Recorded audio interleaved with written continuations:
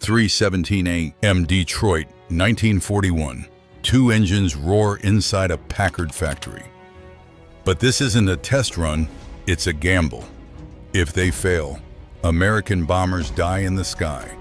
If they succeed, they change the course of World War II forever. The engines kept running. Inside Packard's East Grand Boulevard plant, the noise was deafening, raw metallic, alive. Two Merlin engines identical in silhouette to their British counterparts shook the test stands as engineers leaned forward holding their breath. This wasn't a ceremony. There were no speeches, just clipboards, oil-stained coats, and men who knew exactly what was at stake. Because these engines were never supposed to exist. Rolls-Royce Merlins were works of art, built by hand, touched and adjusted by craftsmen who trusted feel more than numbers. Every tolerance assumed a human would make it fit. Detroit didn't work that way. Detroit demanded certainty, repeatability, numbers that never changed. And yet, here they were. American-built Merlins forged from British blueprints that had been torn apart, rewritten, and rebuilt from the ground up. 14,000 parts, every bolt thread recut, every tolerance tightened. No hand fitting, no second chances. If Packard was wrong by 1,000th of an inch, the engine would tear itself apart at 30,000 feet. Pilots would never know why. Bombers would keep flying unescorted. Crews would keep dying. The men in that room understood something the world did not. This test wasn't about engines. It was about whether American mass production could master precision without losing soul. Whether a nation built on assembly lines could equal and maybe surpass old world craftsmanship. As the engines roared on smooth and steady, one truth became clear. This wasn't just a successful test. It was the first sound of a war beginning to turn. The roar in Detroit meant nothing if it couldn't reach the sky where the war was being lost. In early 1942, the U.S. Army Air Forces faced a cruel paradox. They had a fighter they loved and a war it couldn't fight. The P-51 Mustang was fast, sleek, deadly close to the ground. Below 15,000 feet, it could outfly almost anything in the air. Pilots trusted it. They admired it. But the moment they climbed higher, the airplane betrayed them. As altitude increased, the engine began to choke. Air thinned. Power bled away. At 25,000 feet, where American bombers lived and died, the Mustang was gasping for breath. German fighters weren't. They waited above the bomber streams like hunters on a ridge, then dove through the formation with guns blazing, untouched and unstoppable. The bomber crews knew the math.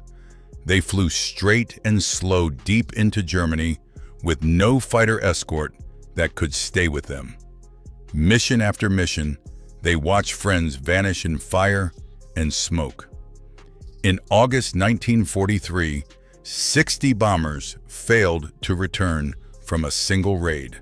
No miracle tactics, no heroic maneuvers, just physics doing what physics always does. The problem wasn't the Mustang's wings. North American aviation had built a masterpiece. The problem was its heart. The Allison engine powering it used a single-stage supercharger perfect for low altitude, useless where the war demanded performance. What the Army Air Forces needed wasn't a new airplane. They needed altitude. They needed pressure. They needed power where none existed. 3,000 miles away in Derby, England, the answer was already screaming across the sky. Spitfires weren't struggling at 30,000 feet. They were thriving. And buried inside their noses was an engine built for heights the Allison could never reach. The war didn't need a better pilot. It needed a different kind of engine. The answer existed, but it came with a price no one in America had ever paid before. At Rolls-Royce's factory in Derby, the Merlin engine wasn't treated like a machine. It was treated like a living thing. 14,000 individual parts, each one shaped, measured, and fitted by hand. When something didn't align, craftsmen didn't reject it, they corrected it, filed it, adjusted it, made it right by feel. This was old-world engineering at its finest. And it worked. The Merlin's secret was its two-stage, two-speed supercharger, an elegant, brutal solution to the thin air of high altitude. While American engines suffocated, the Merlin forced air into its cylinders with relentless precision, maintaining sea-level pressure at heights where men blacked out and metal grew brittle. At 30,000 feet, it still had power to spare. Spitfires and hurricanes proved it every day over Europe. They climbed, they fought, they survived. But there was a problem no boost gauge could fix. Britain was running out of time and capacity. Even with factories running day and night under blackout conditions, Rolls-Royce could only build about 200 Merlins a week. They needed 10 times that number. Bombers were being shot down faster than engines could be built. Pilots were dying while waiting for production schedules to catch up. So Britain did something unthinkable. They handed their most precious engine, the crown jewel of British engineering, to America. Blueprints, complete engines, trade secrets refined over decades. And they asked Detroit to do what no one believed possible: take an engine designed for craftsmen and force it through an assembly line without changing a single dimension, without losing a single horsepower. It wasn't just a technical challenge. It was a clash of philosophies. Rolls-Royce built perfection through hands. America built power through systems. If Detroit failed, the Merlin would lose its soul. If they succeeded, the war might finally have a chance to turn. The question wasn't whether Packard could build the Merlin. It was whether precision itself could be mass-produced. The crates arrived quietly. Inside them were Merlin engines' blueprints and assumptions that had never been questioned. When Rolls-Royce engineers stepped into Packard's offices in Detroit, they expected admiration. What they got instead was silence. Packard's engineers spread the drawings across drafting tables and began to read them the way Detroit always did, with numbers, not reverence. And almost immediately they saw the problem. Not one problem, thousands of them. Nothing matched. The measurements were imperial, but not American imperial. Dimensions referenced standards that predated modern manufacturing. Tolerances weren't instructions. They were suggestions. They assumed a man with a file would be standing there at the end, correcting imperfections by hand. Then there were the threads. Every bolt, every nut followed the British Whitworth system: 55-degree angles, rounded roots, a geometry no American factory used. These fasteners couldn't be replaced. They couldn't be approximated. Change them, and the engine would no longer be a Merlin. And worst of all, the tolerances. Rolls-Royce allowed variation because craftsmen compensated for it. Detroit couldn't. American mass production lived and died on interchangeability. Any piston had to fit any block. Any bearing had to work in any engine. No filing, no judgment calls, no second chances. The British engineers were polite confident. This was how Merlins had always been built. Then Packard's lead engineer looked up and said something that froze the room. "Your tolerances are too loose." To Rolls-Royce, it sounded like heresy. To Detroit, it was simply fact. Packard wasn't saying the Merlin was flawed. They were saying it was unfinished, at least by American standards. If this engine was going to win a war, it needed to be defined down to the last thousandth of an inch. What followed wasn't copying. It was translation. Packard made a decision that would change everything. They would keep the Merlin soul intact, but they would rebuild its language entirely. Every dimension would be respecified, every process rethought, every assumption challenged. This wasn't about making a British engine in America. It was about proving that precision didn't belong to craftsmen alone. It could belong to a system. Once the decision was made, there was no turning back. Packard didn't ease into the work, they detonated it. Drafting rooms filled overnight. Slide rules came out. The original Rolls-Royce drawings weren't discarded, but they were no longer sacred. They were dissected, interrogated, translated. Over the next 11 months, Packard engineers produced more than 6,000 new technical drawings. Not because the British plans were wrong, but because they were incomplete by American standards.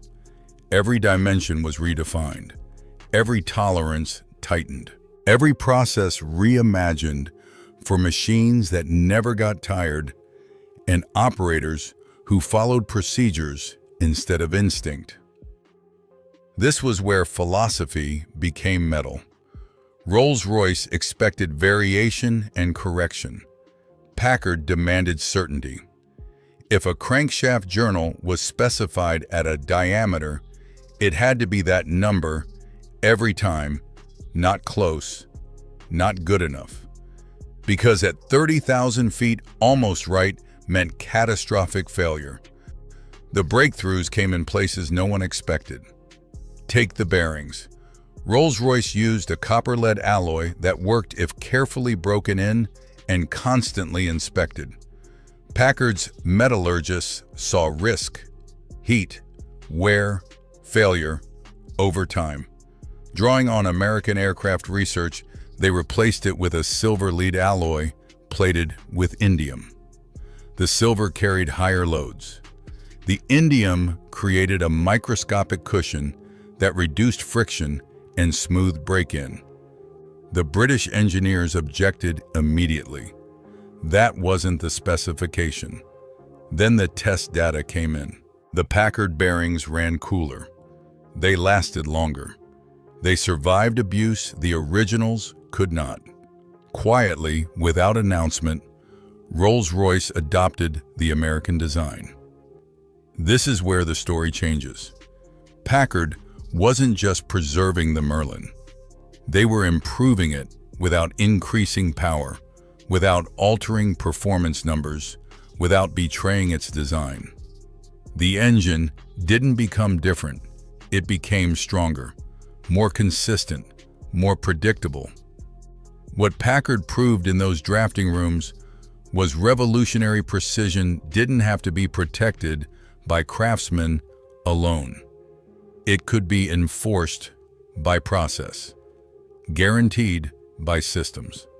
The Merlin was no longer just an engine built by hands.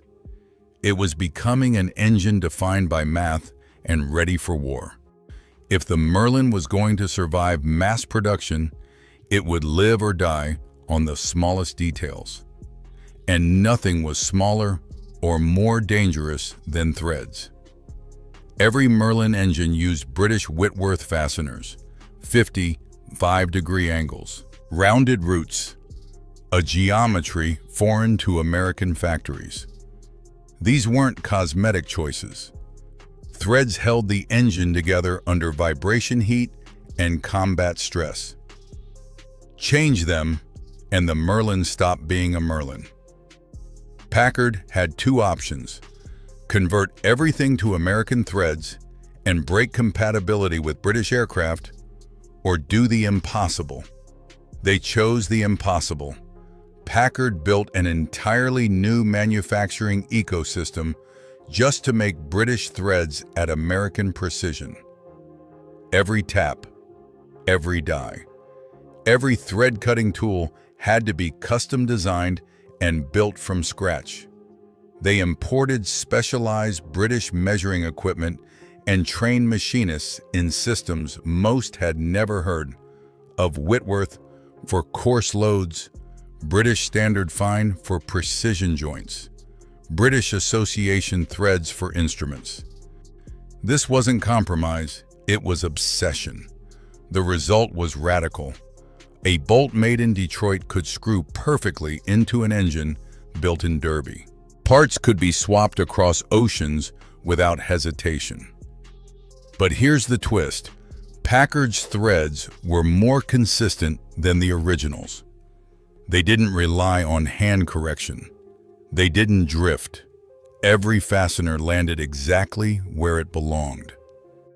Then came the supercharger, the Merlin's beating heart. 2 impellers, 2 gear ratios, 30,000 revolutions per minute.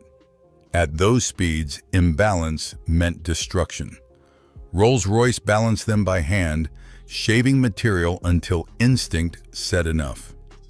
Packard replaced instinct with measurement, precision casting, controlled machining, dedicated dynamic balancing rigs that measured vibration while the impeller was spinning at speed. Fewer adjustments, faster production, identical results every time. Even the cooling system was rethought. Compressed air burned hot over 200 degrees Celsius. Packard redesigned coolant passages to flow better, cast cleaner, cool more efficiently. Nothing changed on paper. Everything improved in practice. Piece by piece, Packard proved a brutal truth. The Merlin didn't need to be protected from mass production. Mass production needed to be precise enough to deserve the Merlin. By the time Packard finished solving the Merlin, the real challenge finally arrived. One perfect engine meant nothing. War demanded thousands. The test stand success proved the theory. Now Detroit had to prove the system. Packard didn't adapt an existing factory. They rebuilt it into something entirely new. The East Grand Boulevard plant became a precision battlefield. Every machine had a single purpose. Every station performed one operation, measured, recorded, and verified. Nothing moved forward unless it was exact. This was mass production without forgiveness. A crankshaft wasn't within range. It was correct or it was scrap. A bearing journal wasn't close. It was dead on every time. Packard engineers introduced statistical process control long before it became standard practice. Deviations weren't fixed by craftsmen, they were eliminated at the source. This changed who could build an aircraft engine. You didn't need a master fitter with decades of experience. You needed training discipline and machines designed to never drift. The human factor didn't disappear, but it moved upstream into design tooling and process control. Production climbed relentlessly through 1942. By 1943, something unthinkable happened. Packard wasn't struggling to meet demand. They were outrunning it. At peak output, the Detroit plant completed nearly 400 Merlin engines every single week, more than all British Rolls-Royce factories combined. These weren't experimental engines. They were combat-ready, interchangeable, identical, down to the last thousandth of an inch.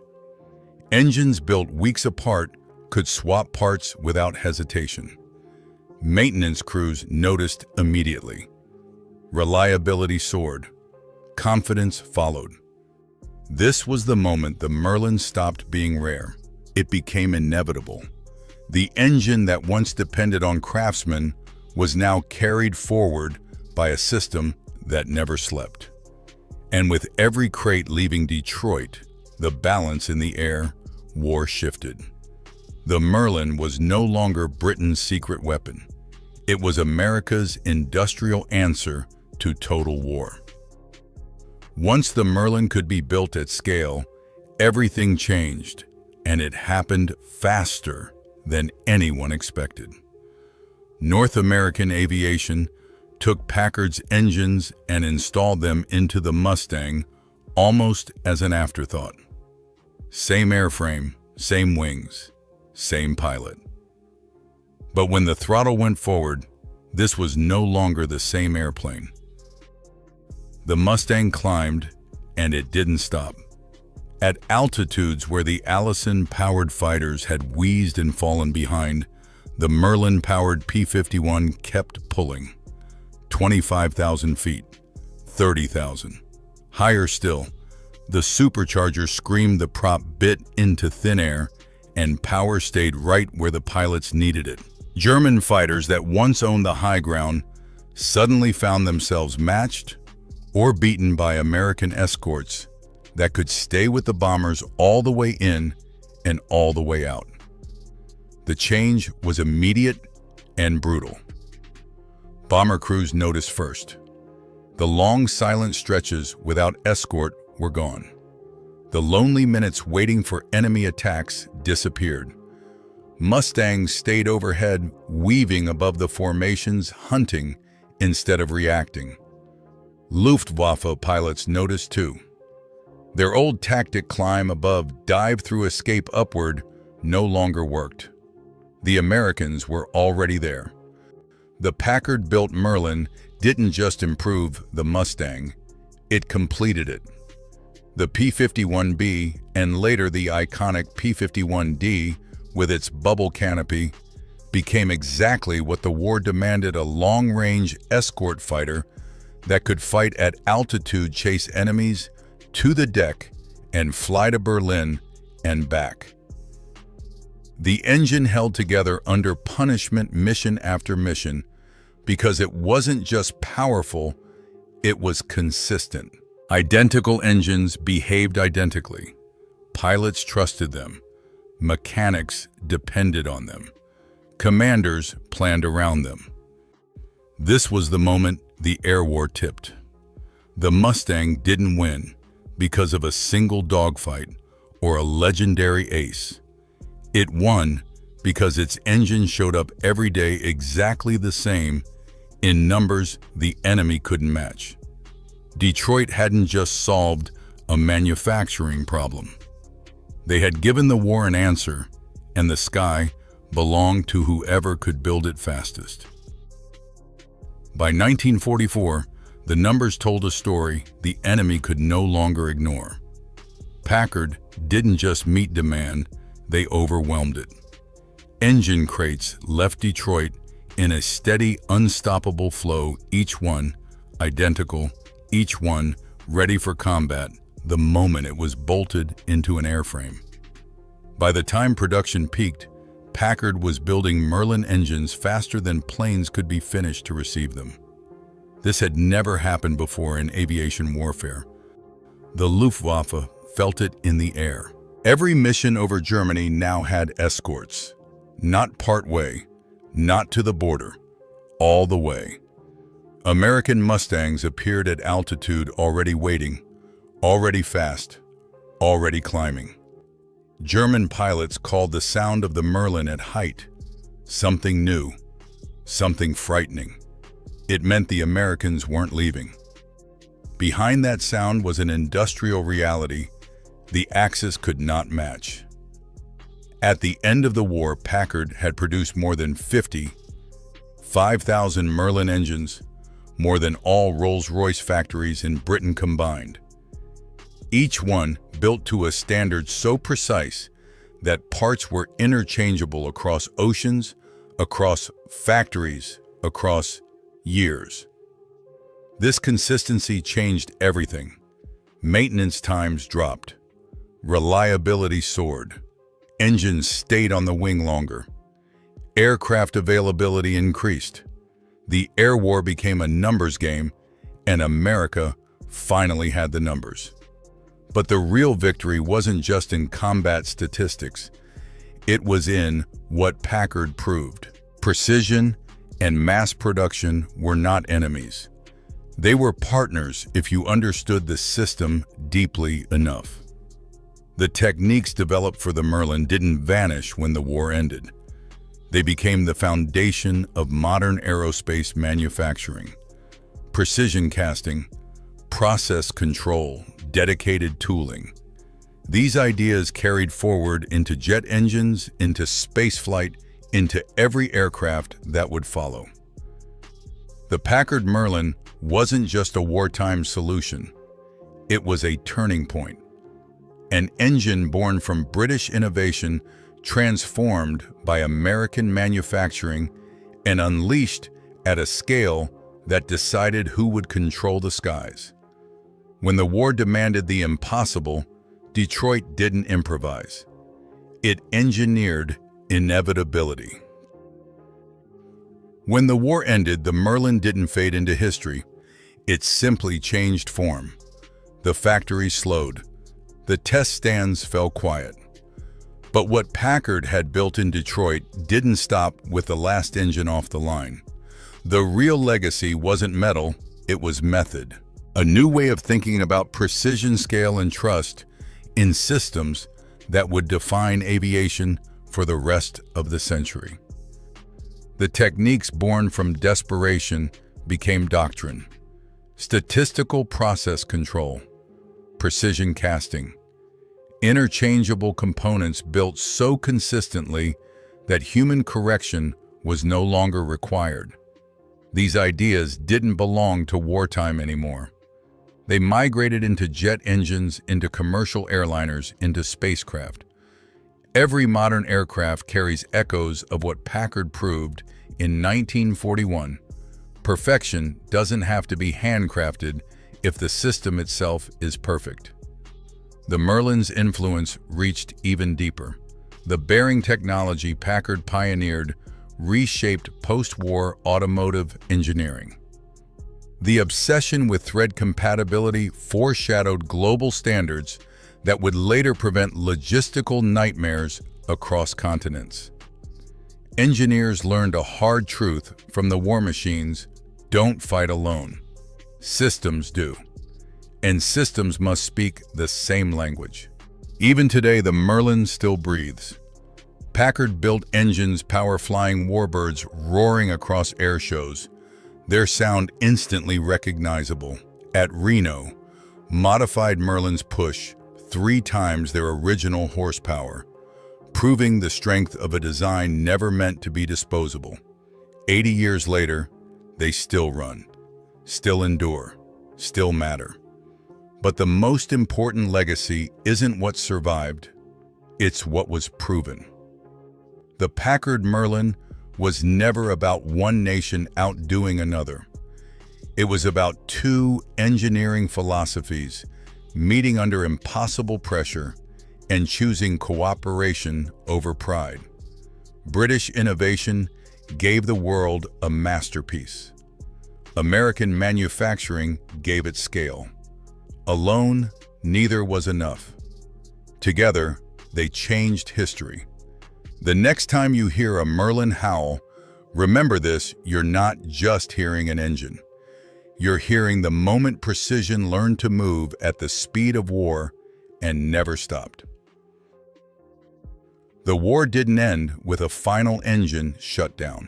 It ended with a sound that refused to be forgotten. Even today, when a P-51 Mustang lifts off the runway and that Merlin engine clears its throat, people stop. Conversations die. Heads turn. Because that sound isn't just horsepower, it's memory. It's the echo of a moment when failure meant annihilation and success meant survival for thousands who would never know the names of the men who made it possible. The Mustang earned its legend in the skies over Europe, pilots became heroes. Victories filled history books. But buried beneath every mission, every escort to Berlin and back was a truth rarely spoken out loud. The P-51 didn't dominate because it was beautiful. It dominated because its engine showed up every single day, unchanged, predictable, unbreakable. That reliability wasn't accidental. It was engineered. 14,000 parts, 6,000 redrawn blueprints, 11 months of relentless pressure. Packard proved that craftsmanship and mass production were never enemies, only misunderstood partners. They respected British innovation enough to preserve it.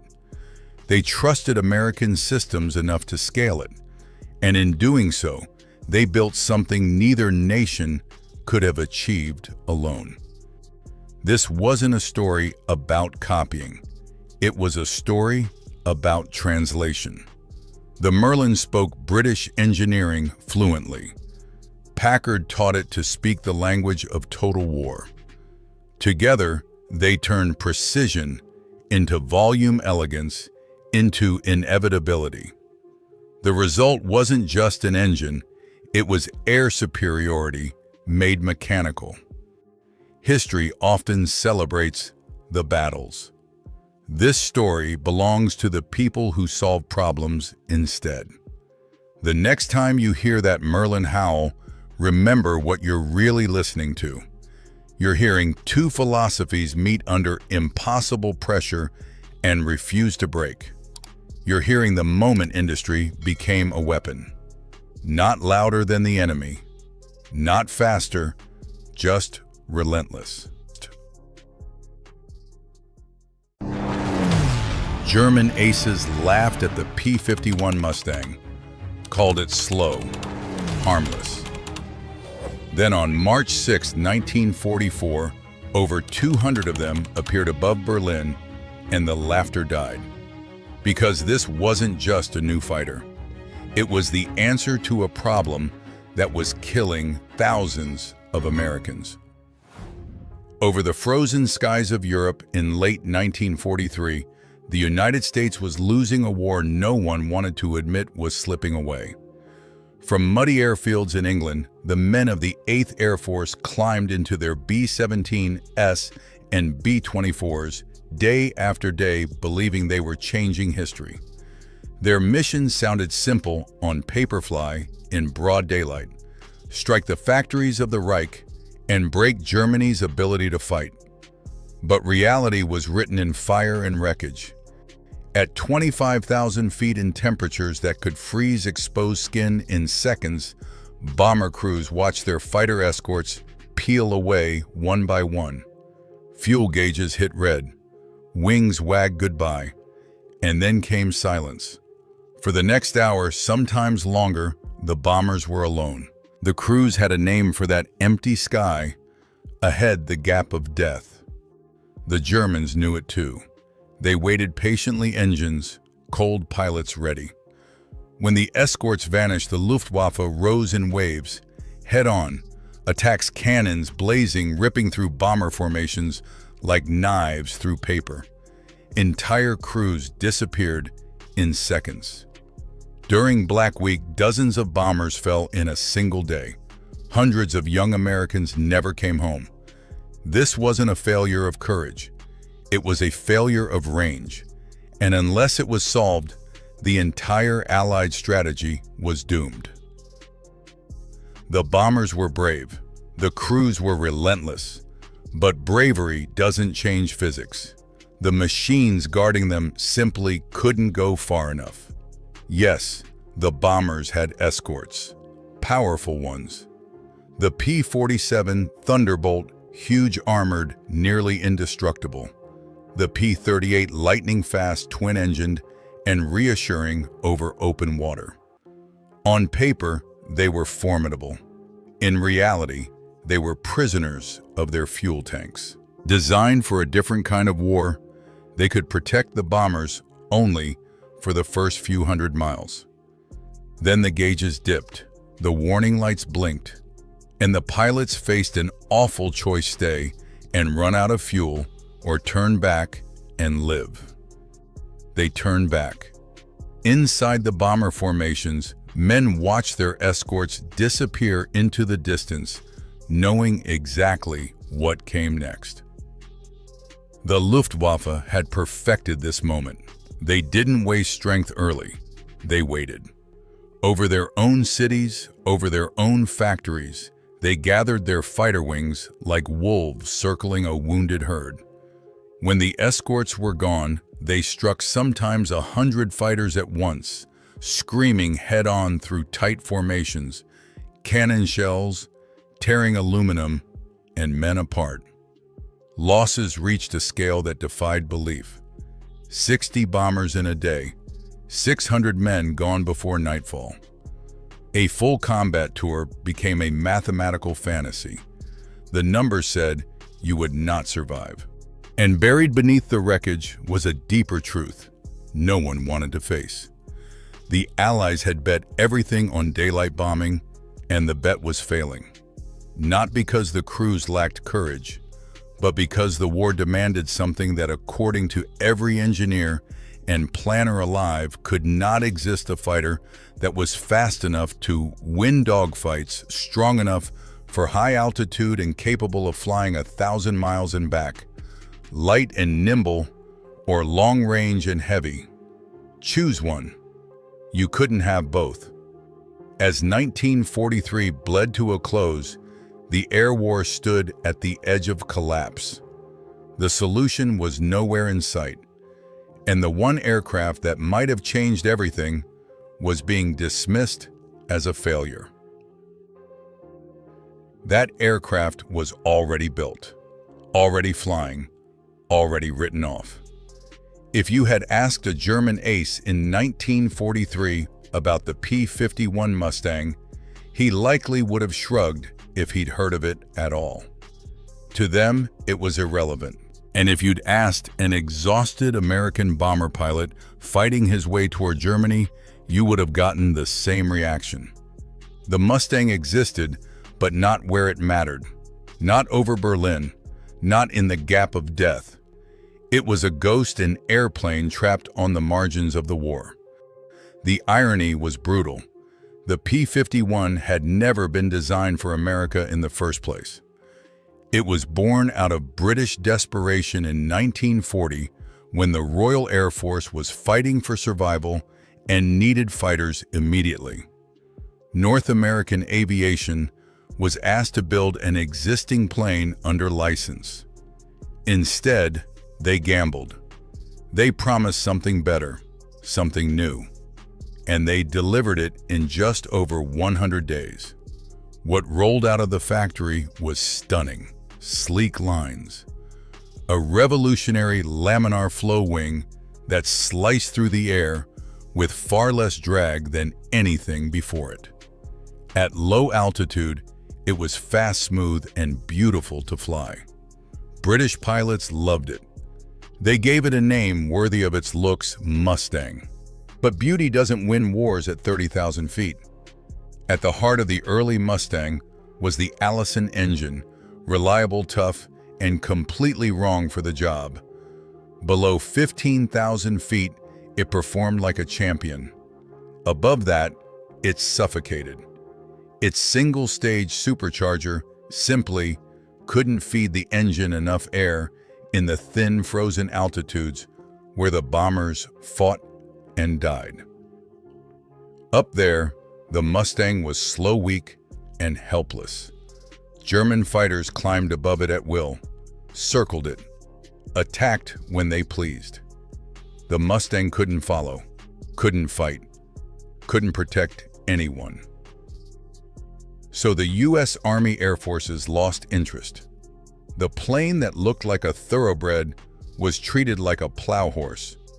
It was sent to secondary theaters, turned into a ground attack aircraft, useful but not decisive. Over Germany, where the war would be won or lost, the Mustang was dismissed as a dead end.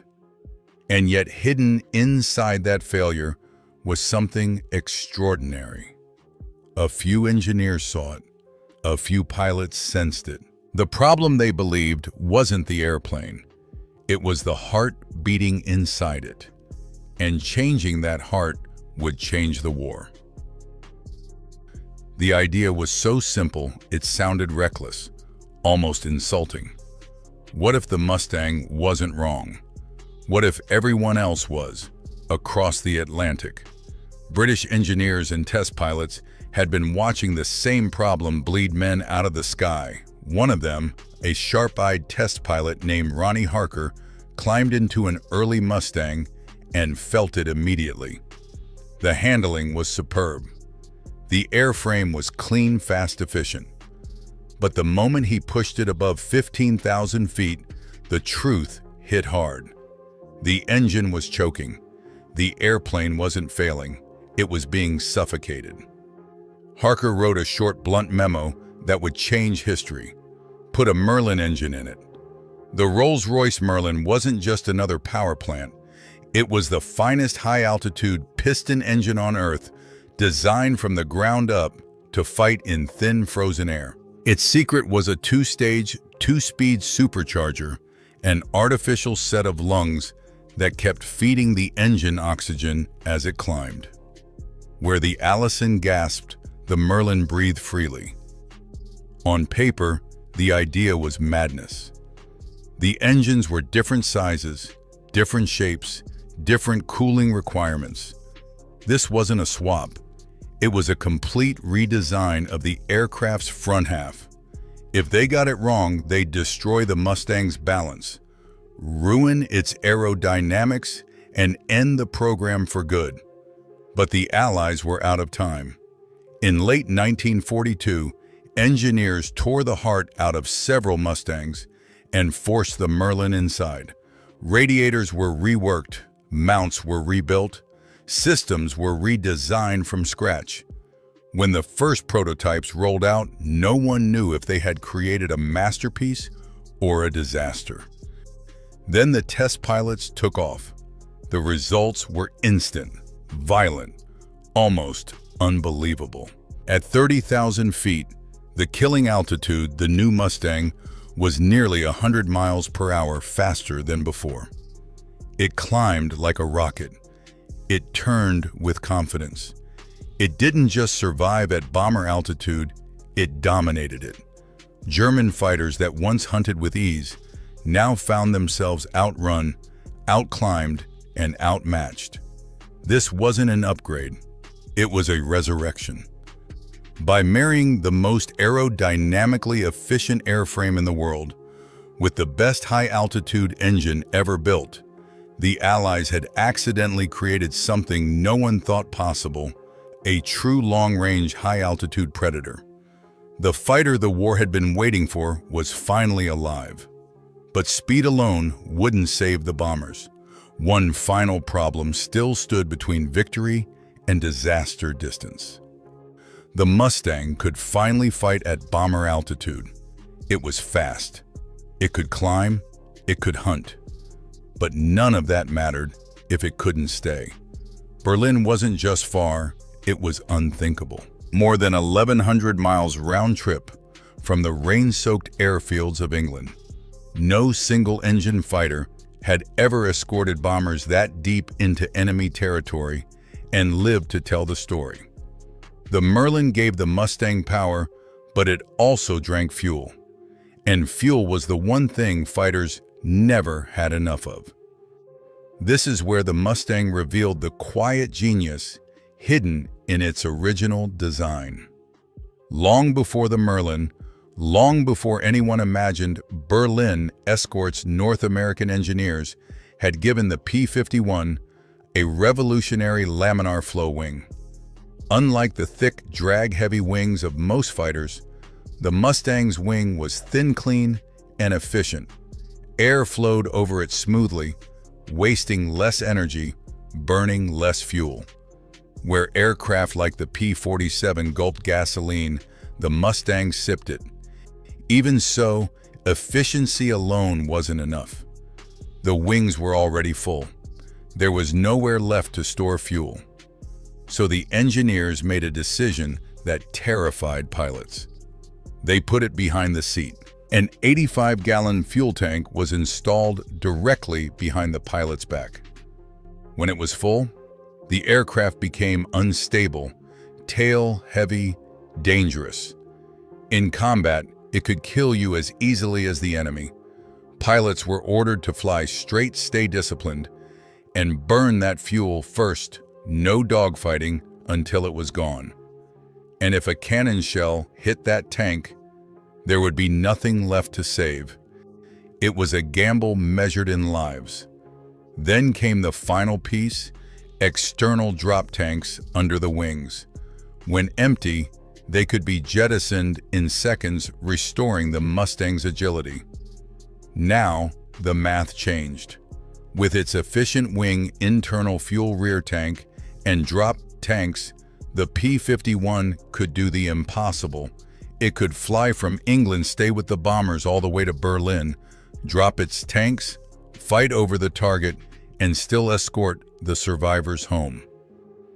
The gap of death, the killing zone that had devoured thousands, was finally closing. In late 1943, the first long-range P-51B Mustangs arrived in England, quietly, without ceremony, assigned to units that would soon be called Pioneers.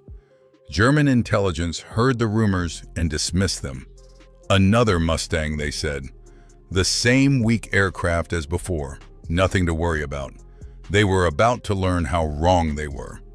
And on March 6, 1944, the sky over Berlin would prove it. March 6, 1944. Before dawn, nearly 700 American bombers lifted off from the soaked fields of England, engines thundering, crews silent. Their destination was the one name that carried more weight than any other: Berlin. This was the heart of the Reich, the ultimate test. If the strategy failed here, it failed everywhere. Deep inside Germany, Luftwaffe pilots scrambled with confidence. They had done this before, hundreds of times. They climbed to their favorite hunting altitude engines, humming eyes scanning the horizon. All they had to do was wait. The American escorts would turn back. They always did. The gap of death would open and the slaughter would begin. And at first, nothing looked different. The familiar P-47's reached the edge of their range. Fuel gauges dipped, wings wagged. They turned for home. The Germans smiled. Then something went wrong. The sky didn't empty. Instead, new fighters stayed with the bombers' sleek, unfamiliar shapes, climbing higher, not peeling away. Not a handful. Hundreds. They weren't slowing down. They weren't turning back. They were closing. For the first time, German pilots felt it, that cold, instinctive shock that tells a veteran something fundamental has just broken. The safe zone was gone. The rules they had mastered no longer applied. The bombers were no longer exposed prey. They were guarded, and those guards were faster, higher, and still hungry for fuel and fight. As the Luftwaffe moved to attack, they were hit first. Mustangs dove from above, ripping through formations before German fighters could even organize. The escorts weren't clinging defensively to the bombers. They were roaming aggressive, lethal. The hunters had become the hunted. The battle stretched for hundreds of miles, a running dogfight across Germany and back. Bombers fell, too many of them. 69 were lost that day, nearly 700 men. The price was still terrible, but for the first time, it was sustainable. Because the Luftwaffe paid something it could never replace. Dozens of fighters destroyed. Veteran pilots, aces with years of experience gone in burning spirals. The kind of losses no training program could recover from. When the bombers returned to England, damaged but alive, something had changed. Not just in the numbers, but in the air itself. Berlin had been reached, escorted, and the gap of death had failed to claim its victims. The myth of German air superiority cracked that day, and once cracked, it would never be whole again. 7th of March 6th proved the Mustang could reach Berlin. But what followed would break the Luftwaffe. The change came from the top.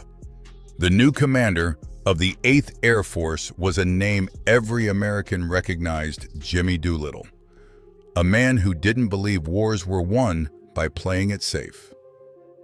He looked at the old doctrine stay glued to the bombers no matter what, and saw a mistake.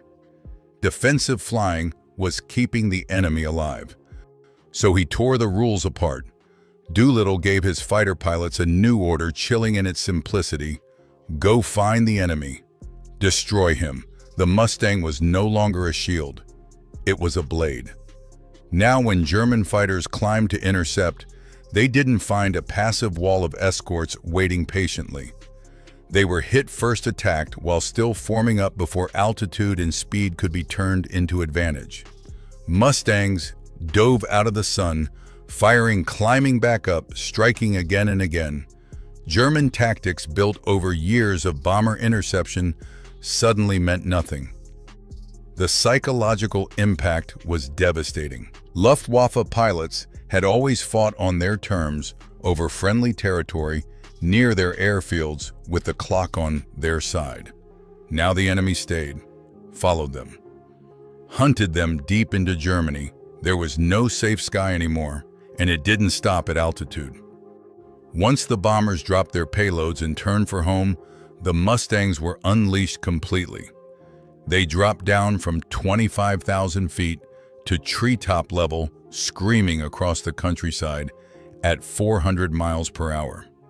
Airfields that had once been sanctuaries became death traps.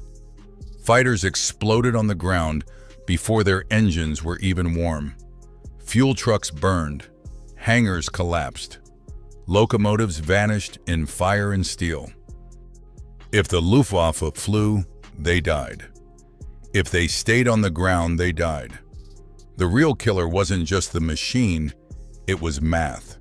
Germany could still build airplanes, but it could not replace pilots. Not the veterans, not the aces.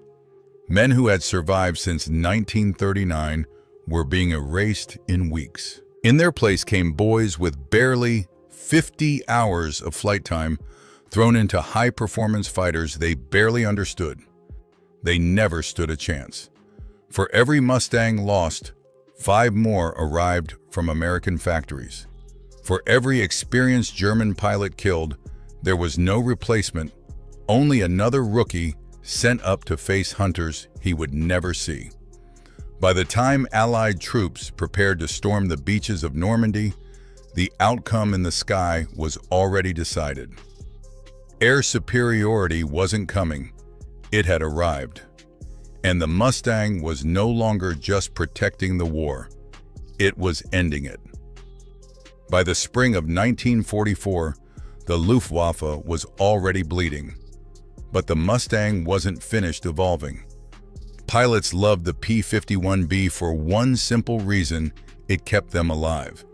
But in the chaos of high-speed dogfights, they had one terrifying complaint. The view behind them could kill them. The early Mustangs had a razorback fuselage. The pilot sat low with a thick metal spine rising behind his head. In a turning fight, that blind spot was a death sentence. A German fighter could slide in unseen line up a shot, and the first warning was cannon fire ripping through wings and fuel tanks. North American listened. What they built next became the most iconic silhouette of the entire war. The P-51D engineers cut down the rear fuselage and sealed the cockpit under a smooth, clear bubble canopy.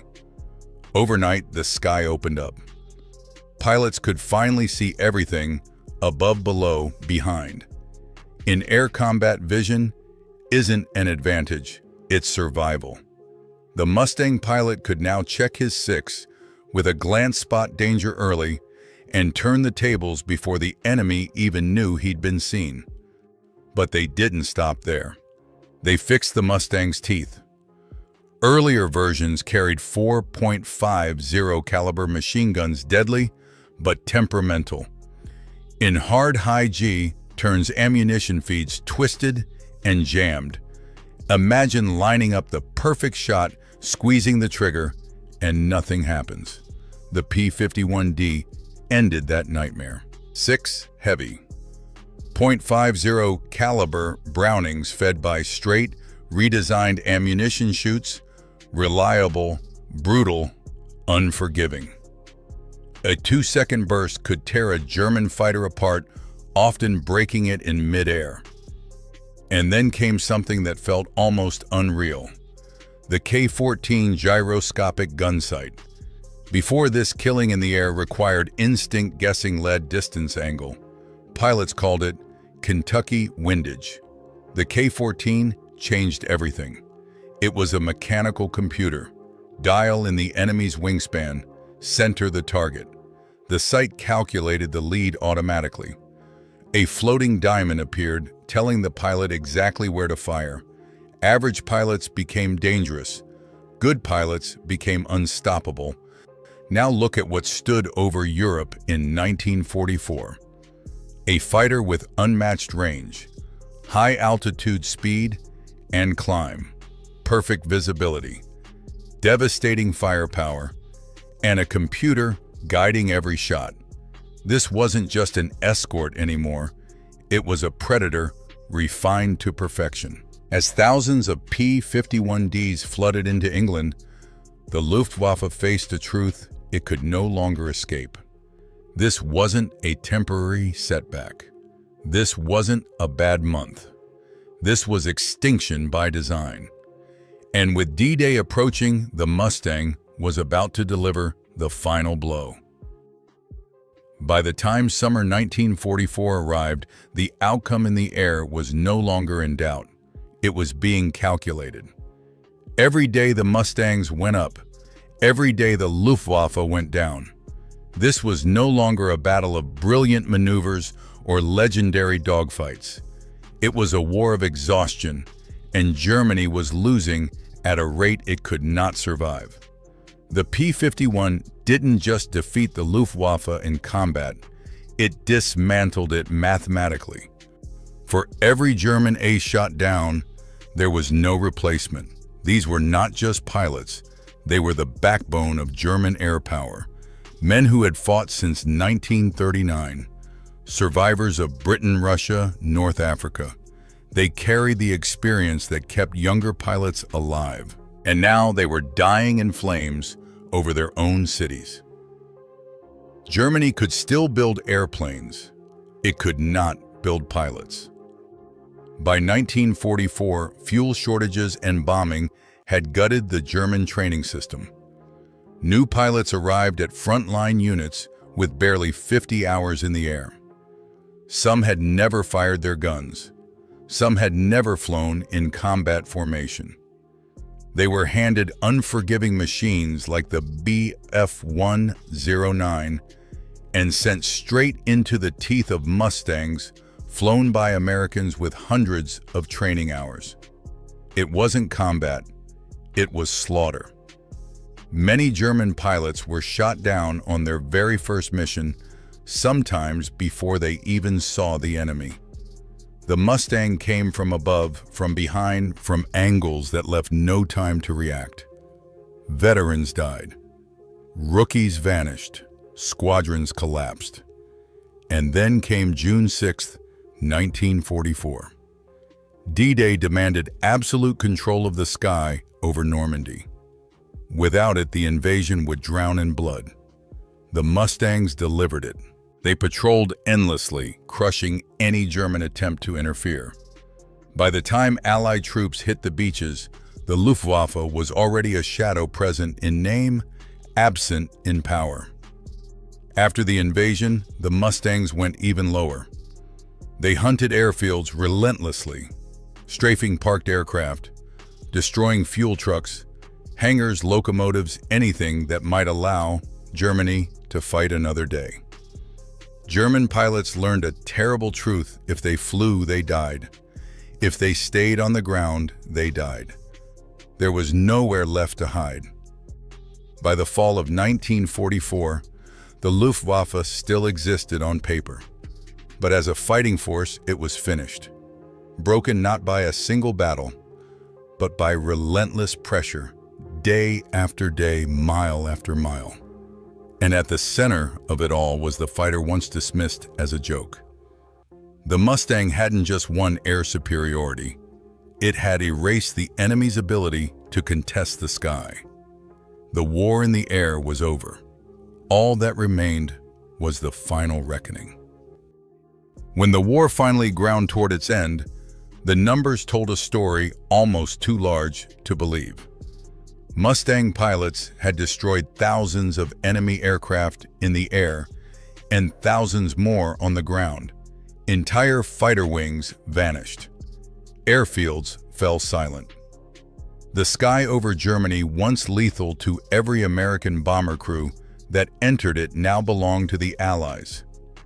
But the P-51 did not win the war alone. No machine ever does. Victory was paid for by infantrymen choking through mud and hedgerows, by sailors freezing on Atlantic convoy routes, and by bomber crews who still flew straight into walls of flak, knowing fighters could not stop exploding shells. The Mustang could not make those missions safe. It could only make them possible. And that is where its legacy truly lives. Before the P-51 daylight strategic bombing was a theory soaked in blood. After the Mustang, it became a weapon that worked. Factories fell. Fuel vanished. Transportation collapsed. The German war machine did not break all at once, but it never recovered. The impossible problem had been solved.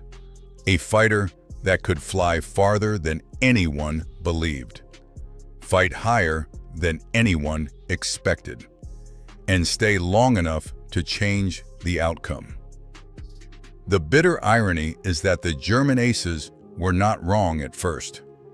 The early Mustang was mediocre at altitude. Their fatal mistake was believing it would stay that way. They failed to imagine what happens when a nation backed into a corner refuses to accept impossible as an answer. One decision changed everything. Not a new doctrine, not a miracle weapon, just the courage to rip out an engine and replace it with something better. That single change saved tens of thousands of American lives. It closed the gap of death. It allowed the bombers to reach Berlin, and it shortened the war by months, perhaps longer. The P-51 Mustang stands today not just as a beautiful airplane, but as proof of something deeper, that innovation under pressure can rewrite the rules of war, that failure can hide potential, and that sometimes the difference between catastrophe and victory is seeing what others dismiss and daring to change it. When German officers later looked up and saw Mustangs roaming freely over Berlin, they understood the truth immediately. The sky was lost. The war would follow. And it all began with a fighter no one believed in until it was too late. At 6 miles high, one mistake meant death. On May 27, 1944, a lone American P-51 climbed straight into the guns of a master German ace. No wingmen, no escape, just steel gravity and a few seconds that decided who would fall out of the sky. Those seconds didn't come out of nowhere. They were forged months earlier in cold English mornings and long bomber routes that seemed to stretch forever. It was May 1944, and Captain Bud Anderson had just crossed an invisible line in the sky. 5 kills, an ace, a title that meant nothing when the engines started and everything when the shooting began.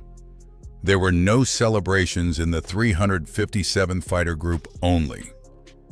New missions, new flak, and the quiet understanding that the biggest fight of the war was coming. Across southern England, airfields buzzed with urgency. D-Day was no longer a rumor. It was a date. And when the invasion came, thousands of American bombers would cross into enemy airspace, slow, heavy, and vulnerable.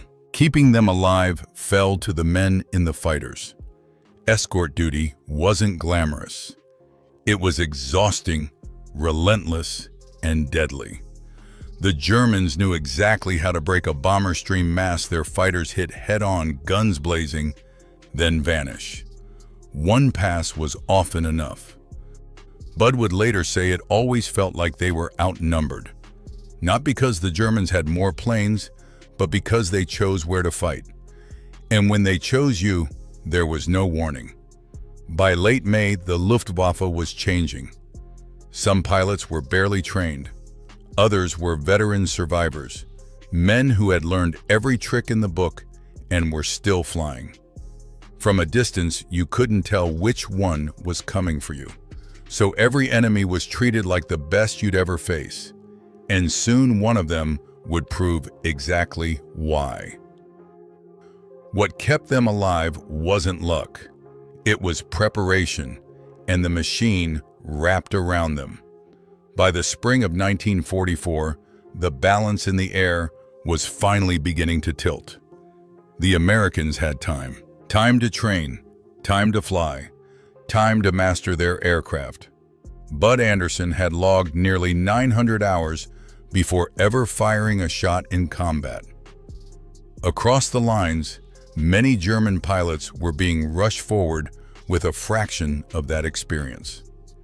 Some had barely learned how to fight before being sent to die. But that truth was invisible in the sky. At altitude, every Messerschmitt looked dangerous.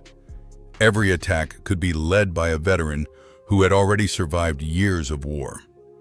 And there were still plenty of those men, cold, disciplined, lethal, leading the attacks with confidence born from experience. That was why Bud trusted his airplane. The P-51 Mustang wasn't just faster or longer-legged. It could climb, dive, and turn in ways that forgave nothing but rewarded precision. Push it too hard and it would kill you. Fly it right and it might save your life. In the cockpit of his Mustang, Old Crow Bud felt something rare in combat aviation confidence. Not arrogance, confidence. He knew what his airplane could do. He knew how far he could push it before physics pushed back. And when the shooting started, those margins mattered more than courage ever could. On the morning of May 27, 1944, that confidence would be tested like never before.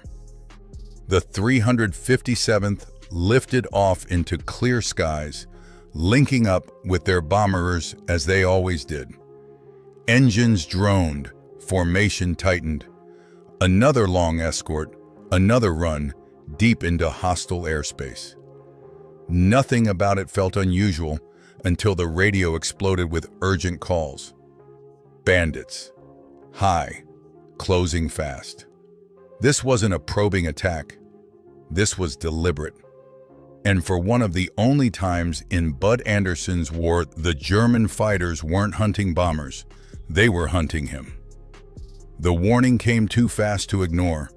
Voices overlapped on the radio, sharp, urgent, clipped by adrenaline. Shapes appeared behind them, 4 dark specks growing rapidly against the blue. There was no doubt now. Messerschmitts, 4 of them, closing hard. Bud rolled Old Crow into a break as instinct took over. The Mustang snapped into motion, sunlight flashing off wings as both formations slammed into a turning fight. 8 fighters twisting through the sky, each pilot searching for the smallest mistake that could end a life. The Germans had altitude. That mattered. Height meant options. It meant control. And for the first few seconds, it looked like they might press that advantage straight into blood. But the Mustang had its own voice in the fight. As the turns tightened, Bud felt it, the airplane biting just a little harder, carving just a little tighter than the Messerschmitt. The Germans felt it too. One by one, they abandoned the turned noses, dropping engines, screaming as they tried to run. Bud didn't let them.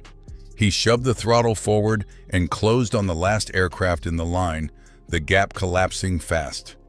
The German filled his gun sight. Bud squeezed the trigger. The .50 was hammered. Smoke burst from the Messerschmitt, black and ugly. The fighter rolled onto its back, sliding helplessly for a moment before Bud fired again. This time, it was over. The enemy fell away, spiraling down toward the earth. 6 kills, no time to breathe. 2 more Germans were still ahead, and they knew he was there. Bud could see their planes twitch, subtle movements betraying pilots craning their necks, desperate to see the threat behind them. Then they split. One dove for safety. The other did something far more dangerous. He climbed. Not a panicked pull, not an escape. A deliberate, confident climb to the left, an invitation. Bud knew immediately what that meant. This wasn't a rookie. This was a survivor. A man who believed he could win.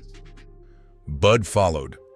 The air thinned as they clawed higher engines, straining speed, bleeding away.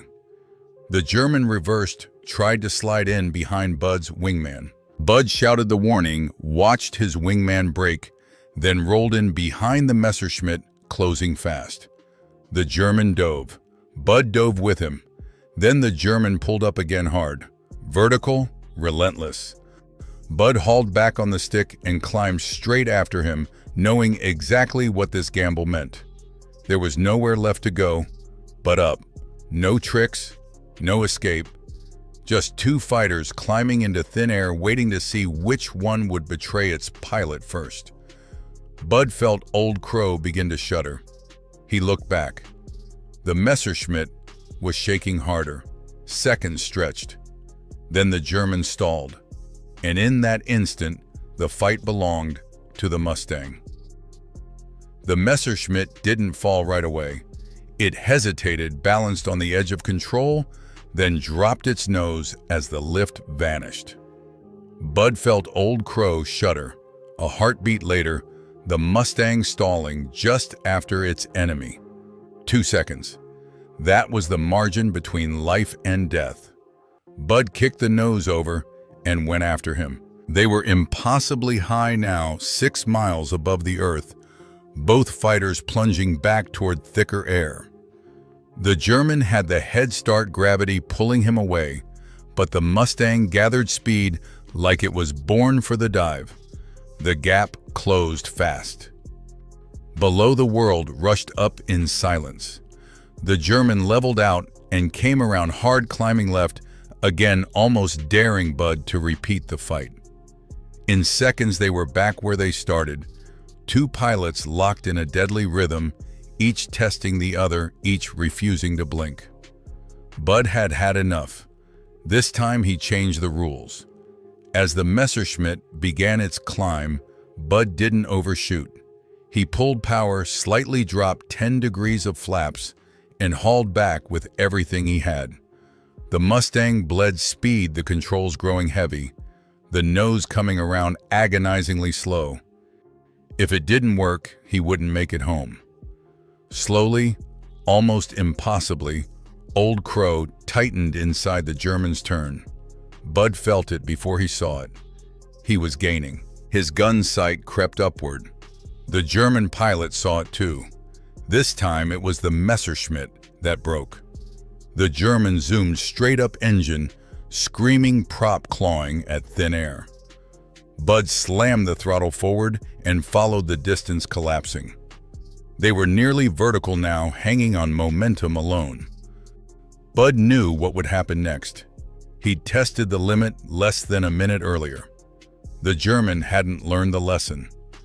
The Messerschmitt shuddered, stalled, and froze in the sky. Bud squeezed the trigger. Tracer rounds arced upward, tearing into the enemy fighter. Smoke poured out as the aircraft fell away, tumbling end over end. The German plunged nearly 20,000 feet before slamming into the earth, exploding in a distant flash. 7 kills. The greatest adversary Bud Anderson would ever face was gone. For a moment, there was nothing but the engine and the sky. No cheering, no triumph, just relief. It hadn't been courage that won that fight. It hadn't even been the man. It was the Mustang. And as the sun dipped toward the horizon that evening, Bud Anderson was grateful for only one thing. He was still alive. Surviving that fight didn't make Bud feel invincible. It made him cautious. Because the sky never gave you the same enemy twice. Just 3 days later, on May 30th, Bud was back in the air escorting bombers deep over Germany. The tension was familiar now, the long cruise, the constant scanning, the knowledge that something violent could erupt at any second. And it did. A formation of Messerschmitts appeared below, gathering speed, preparing to strike the bombers. Bud didn't hesitate. He pushed the nose down and led the attack, picking out the last aircraft in the enemy line. The moment he opened fire, the German pilot reacted, but not like the one before. Instead of turning to fight, the Messerschmitt broke away and dove, hard, fast, straight toward the ground. Bud followed. At first it looked like a tactic, a decoy. Maybe the pilot had been ordered to draw the Mustangs away. Or maybe Bud would later realize he was panicking. The dive continued. 25,000 feet disappeared beneath them. The ground rushed closer, details sharpening with terrifying speed. The German never pulled out. He ran out of sky. The Messerschmitt slammed into the earth at full speed and vanished in a violent explosion. Bud hadn't fired another shot. What stayed with him wasn't the kill, it was what he saw just before it happened. A farmer, a horse and wagon, rolling along a country road completely unaware. The fireball erupted just seconds behind them, burning wreckage, spilling across the road where they'd been moments earlier. The horse reared in terror. The farmer's face, frozen in shock, seared itself into Bud's memory. That was War II. Not a duel between aces at 6 miles high, but terror spilling into the lives of people who never chose to be part of it. Back at base, Bud was credited with his 8th victory, another mark beside his name, another line in the records. The legend of Old Crow kept growing. But the war was accelerating. Something big was coming. You could feel it in the airfields, in the hurried briefings, in the way everyone spoke a little less and listened a little more. Within days, the skies over Europe would change forever. And when they did, Bud Anderson would be right there, flying low, flying fast, and learning that surviving the greatest dogfight of his life had only been the beginning. The invasion didn't announce itself with trumpets. It arrived with silence. On June 5, 1944, the airfields went still. Flights were canceled, engines stayed cold, men waited. And when the covers finally came off the orders, everything made sense. D-Day was hours away. Mustangs across England were hastily repainted with bold black and white invasion stripes, rough and imperfect, brushed on in the dark. They weren't there for style. They were there to keep friendly guns from killing friendly pilots when the sky filled with airplanes. The war had changed overnight. There would be fewer long, lonely escort missions now. No more cruising high above the bombers, watching contrails stretch to the horizon. Instead, the fighting dropped low, dangerously low. where mistakes had no room and flak reached up with invisible hands. Bud flew patrol after patrol over Normandy and beyond, diving on anything German that moved. Trucks, trains, troop columns, anti-aircraft positions. If it wore a black cross, it was a target. This kind of flying was different. There were no elegant turns or vertical climbs. No room to think. You came in fast, low, and committed. You fired, pulled hard, and hoped the ground didn't rise faster than your airplane could climb. The danger wasn't a skilled ace on your tail. It was a single burst of flak you'd never see coming. Bud did the job anyway. Day after day, Old Crow screamed across hedgerows and fields, her guns flashing, her wings skimming treetops.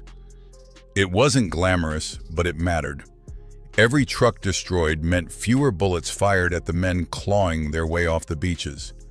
Every train hit slowed the German response by precious minutes. Still, Bud felt it, that itch. Fighter pilots were built for the air, not the dirt.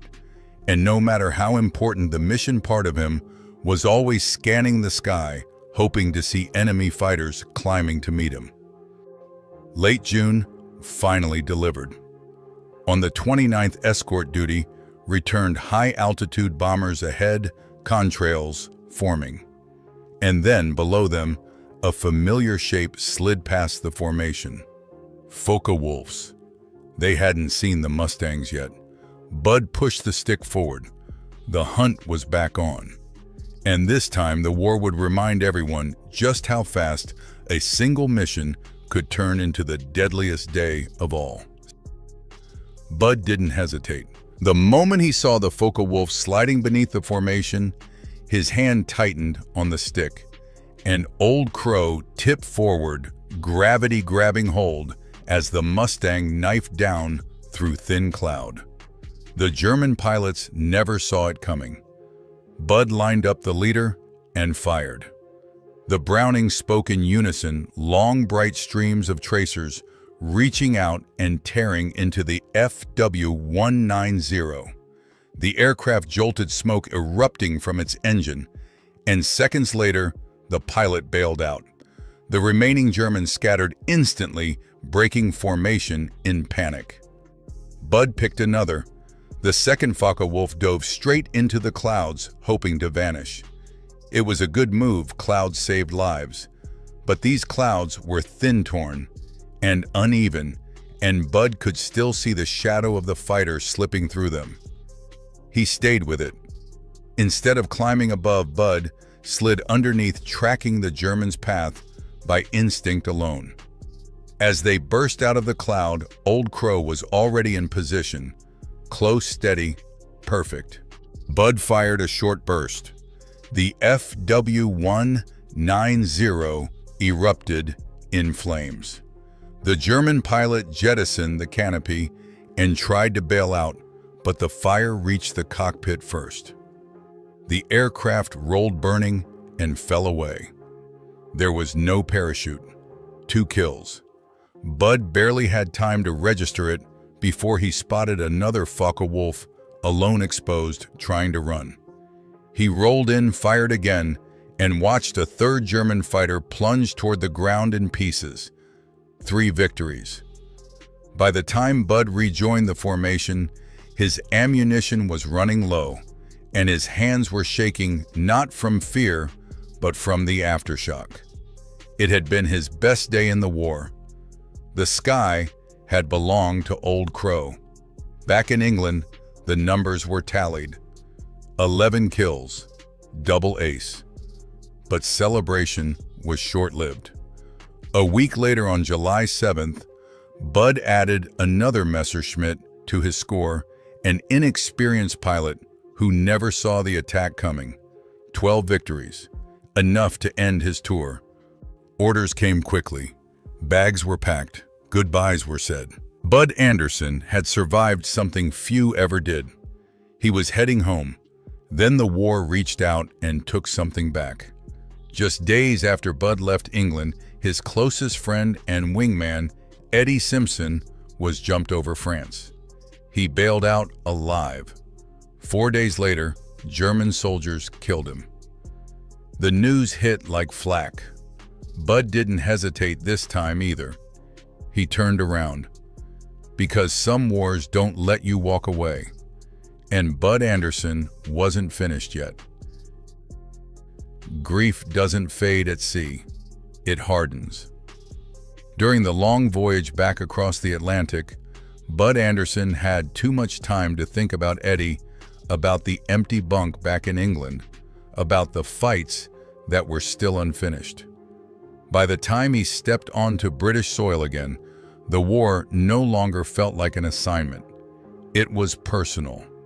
They issued him a new airplane, a P-51D Mustang, faster, heavier, deadlier, 6.50 caliber machine guns instead of 4, a bubble canopy that erased blind spots and left nowhere to hide. Bud painted the name himself.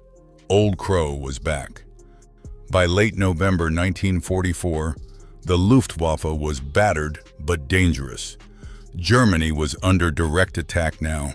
Cities were burning.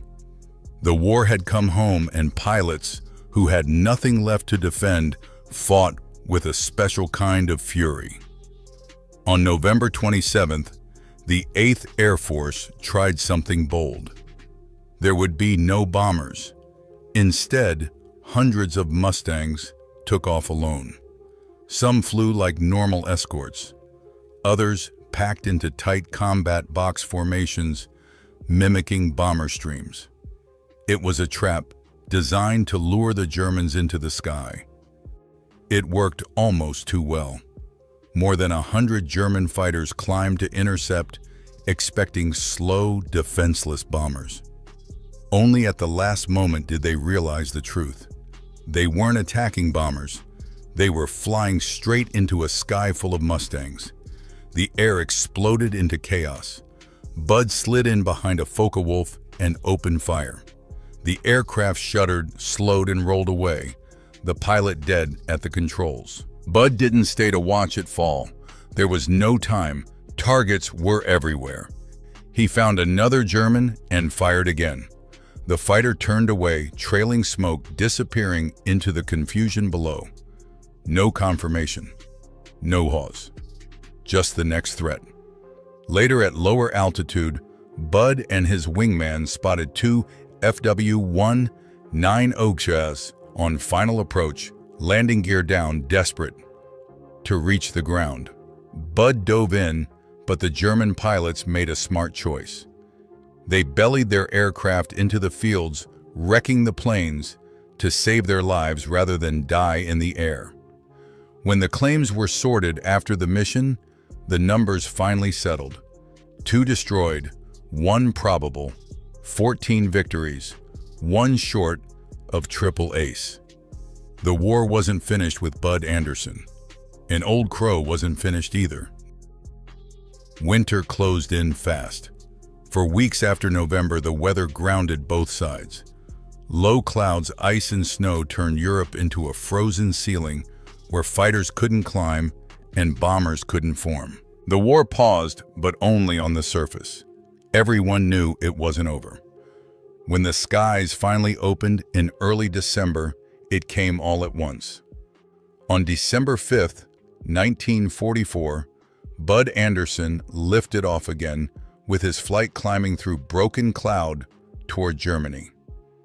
Early in the mission, one of the pilots fell ill at altitude, forcing the group to descend and break away from the main formation. It should have been a routine diversion. Instead, it dropped them straight into danger. Below them, German fighters were already in motion, Focke-Wulfs climbing hard, looking for bombers that were no longer there. Bud pushed the nose down and went in. There was no time to think about numbers or odds or the fact that this could be his last fight of the war. The sky over Berlin became a tangle of turning aircraft contrails slashing across gray air. Bud found his first target and fired. The FW-190 burst apart under the weight of the Mustang's guns and fell away burning. He didn't slow down. Moments later, he caught another German crossing his nose, pulled lead, and fired again. The second fighter disintegrated and disappeared below the clouds. 2 kills. Just like that, it was over. 16 victories, triple ace +1. There was no celebration in the cockpit, no fist pump, no shouting. Bud simply leveled out and headed home, scanning the sky the way he always had. The war had taught him never to believe a fight was finished until the wheels were on the ground. In the weeks that followed, flying slowed again. Bud was promoted to major. He flew a handful of additional missions, but the great air battles were behind him now. His combat tour was coming to an end. When Bud finally left Europe, the numbers were almost unreal. 116 combat missions, 16 and a quarter aerial victories. Not a single mission aborted. Not once hit by enemy fire. But the war still took its toll. 1 month later, his close friend Jim Browning was lost fighting German jets. Another empty name. Another unanswered question. Bud would carry those losses for the rest of his life. Yet through it all, through the fire, the fear and the moments measured in seconds, one truth remained. Bud Anderson didn't chase glory. He flew to survive. And in doing so, he became one of the greatest fighter pilots America ever sent into the sky. The war ended the way it always does for those who survive it quietly. Bud Anderson left Europe without ceremony. No victory parade, no final dogfight. Just a long flight away from the sky that had tried again and again to kill him. Behind him were empty bunks, unfinished letters, and friends who would never come home. Back in the United States, he was treated like a hero. Interviews, handshakes, smiles for cameras. But the war didn't leave him at the docks. It followed him home in fragments, faces frozen in memory, moments replayed in slow-motion seconds where everything had almost gone wrong. Bud didn't run from the sky. He stayed with it. He became a test pilot, pushing new aircraft to their limits the same way he once had over Germany. Different dangers, same thin margins, same respect for physics. He served his country in roles that never made headlines, carrying forward lessons written in smoke and altitude. Time passed. Decades stacked quietly on top of one another. Bud built a family, and when he named his son, he chose carefully, James Edward, not for himself, but for Eddie and Jim, the 2 men who had flown beside him and never came back. It was his way of making sure they were never truly gone. Years later, his son would return to Europe, standing where the war had ended lives instead of missions. Together, they helped uncover the truth behind one of those losses, bringing closure where history had left only questions. Bud lived long enough to see the world remember. He wrote his story not to glorify the war, but to tell it honestly. To explain what it felt like to climb into a machine, knowing that courage mattered less than judgment and survival depended on seconds no one could ever give back. In 2022, at 100 years old, Bud Anderson stood once more in uniform, promoted, honored. Not for how many enemy aircraft he destroyed, but for how he lived and how he remembered those who didn't. Old Crow no longer flies, but her story does. And as long as people look up at the sky and wonder who once fought there, Bud Anderson's war, measured not in victories, but in moments, will never truly end. Time has a way of softening most things. but it never truly softens war. As the years passed, Bud Anderson became something rare, a living bridge between the modern world and a sky that no longer exists. Jets replaced propellers, missiles replaced dogfights, cockpits filled with screens instead of fear. But the lessons Bud carried were timeless, etched into him at 6 miles high. He was often asked what made the difference: skill, luck, courage. Bud always knew the answer was simpler and harder: judgment, knowing when to press, when to wait, when to trust the machine, and when to trust the man inside it. In combat, bravery could get you killed. Calm thinking under impossible pressure was what brought you home. He never spoke lightly about his victories. 16 enemy aircraft destroyed sounded impressive on paper. In reality, each one carried a face, a story, a life cut short by a few seconds of physics and decision. Bud never forgot that. He never celebrated it. Instead, he remembered the quiet moments. A wingman sliding into position, a joke told before takeoff, the sound of an engine still running when it shouldn't have been. Survival was never guaranteed. It was borrowed one mission at a time. As fewer and fewer voices remained from that generation, Bud understood something else. If the stories weren't told, they would disappear. Not the statistics. Those would survive. But the human truth, the fear, the hesitation, the weight of responsibility, those things fade unless someone carries them forward.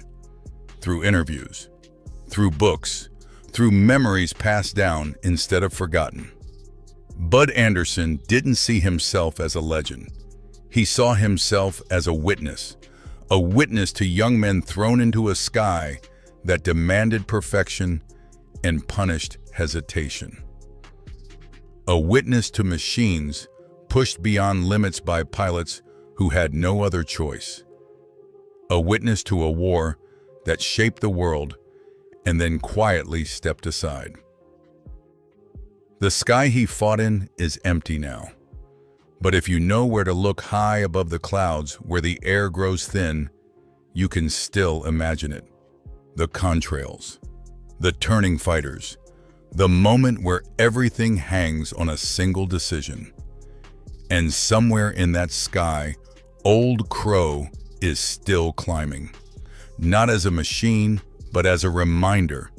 That history is not made by steel alone, but by the people who dared to trust it with their lives. When the last engines shut down and the last uniforms are folded away, what remains is not victory, it is memory. Wars don't end when the shooting stops. They end when the people who remember them are gone. Bud Anderson understood that better than most. He had seen how quickly moments could vanish, how entire lives could be reduced to a line in a report, a missing aircraft, a name carved into stone. That was why he spoke, why he wrote, why he never turned away from the questions. Not to relive the fighting, but to explain it. He wanted people to understand that aerial combat wasn't glamorous. It wasn't clean. It wasn't heroic in the way movies make it look. It was exhaustion, fear, discipline, and responsibility stacked together at 6 miles high, where a single bad decision erased everything. Bud flew in a time when machines had no computers to save you, no missiles to fire from beyond sight. You saw the enemy's face. You felt the airplane shake. You knew without doubt that survival depended on judgment measured in seconds. And that is why his story still matters. Not because he was a triple ace, not because of the victories, but because he represents an entire generation that carried impossible weight and carried it quietly. Men who climbed into airplanes knowing the odds. Men who trusted their wingmen with their lives. Men who didn't fight for glory, but for the chance to come home. As the years pass, the sky grows quieter. The voices thin. The first-hand stories fade into archives and footnotes. But when we tell these stories, when we slow down and listen, we give something back. We give context to courage. We give faces to numbers. We give meaning to sacrifice. Old Crow may never fly again. But every time this story is told, she lifts off once more. And somewhere between the clouds and memory, the war is no longer just history. It becomes human again.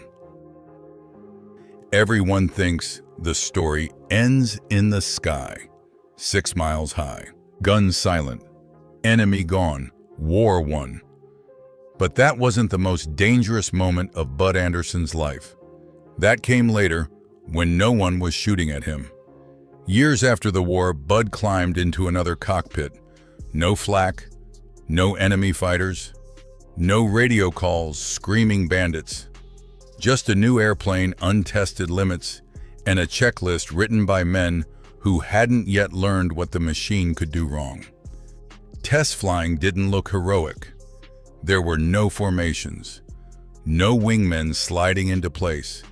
If something failed, there was no one coming to help.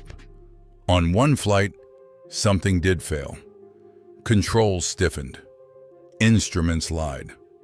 The aircraft began doing things it wasn't supposed to do.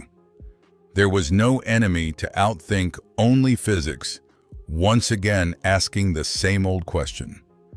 Do you understand me well enough to survive? Bud fought that airplane the same way he had fought Messerschmitts. Calm, methodical, refusing to panic. He brought it back. Damaged, shaken, but intact. When the wheels touched the runway, no one cheered. There was no kill tally, no mission report that would ever make history books. But later alone, Bud admitted something quietly. That flight scared him more than any dogfight. Because in combat, danger was expected. In peace, it wasn't. That was the real twist of his life. The war hadn't been trying to teach him how to kill, it had been teaching him how to survive uncertainty, how to stay clear-headed when the rules collapse, how to trust judgment over instinct. And that lesson followed him longer than Old Crow ever could. So when people ask what made Bud Anderson different, what turned him into a legend, the answer isn't found in victories or medals. It's found in this: he never believed the fight was over just because the shooting stopped. And that may be the most important thing he ever learned in the sky. Just when you think the story is finished, the sky opens one last time. Years after the war, Bud Anderson was asked a question he rarely answered directly. Was there ever a fight that stayed with you? Bud paused. Not the long pause of a man searching for facts, but the quiet of someone deciding how much truth the listener could handle. Then he mentioned a name most people didn't recognize. Jim Browning, another Mustang pilot, another friend, another one who never came home. In February 1945, long after the air war over Europe was supposed to be decided, Jim Browning vanished during a fight with something entirely new: German jet fighters. Faster than anything Bud had ever faced, deadlier, and nearly impossible to outrun. There was no wreckage, no witnesses, no certainty, just an empty place in the sky. For decades, the official story ended there, missing in action. Another unanswered loss filed away by history. But Bud never believed the sky took a man without leaving something behind. Years later, long after the medals were pinned and the uniforms retired, Bud's son would stand on European soil, searching for clues frozen in time. Pieces of aluminum, burned earth, a crash site hidden in plain sight. What he found would reopen questions no one was asking anymore. Because Jim Browning's last fight wasn't just a footnote. It was a collision between eras. Propeller versus jet.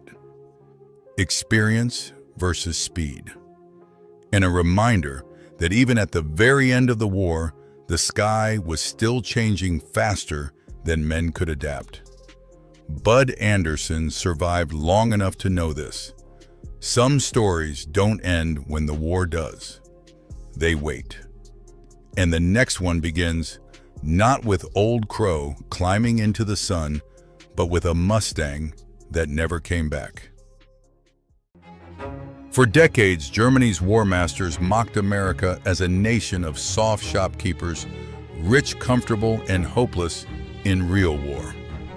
But by 1944, those same generals faced a terrifying truth. They weren't fighting an army. They were fighting a machine. And once it started moving, nothing on earth could stop it.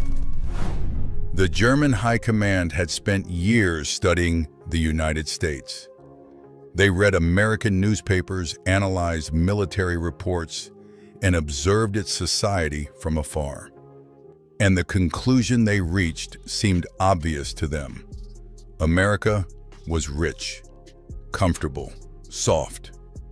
To the hardened officers, raised in the brutal traditions of Prussian warfare, the United States looked less like a military power and more like a nation of businessmen and shopkeepers.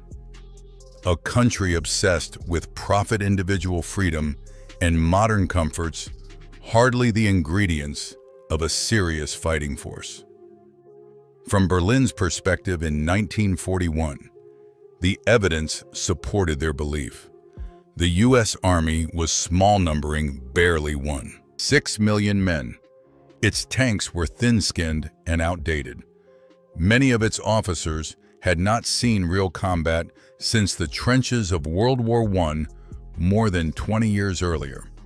In military terms, that was an eternity. Meanwhile, Germany stood at the height of its power. Poland had collapsed in weeks. France, one of Europe's greatest armies, had fallen in just 6. The Wehrmacht's lightning warfare had stunned the world, and by late 1941, German troops were already at the gates of Moscow. Then came December 7th. When news of Pearl Harbor reached Berlin, German planners calmly added America to the strategic map. Their calculations were simple. The United States would need years to mobilize, train, equip, and ship an army across the Atlantic. By then, they believed the war in Europe would already be decided. It seemed like flawless logic.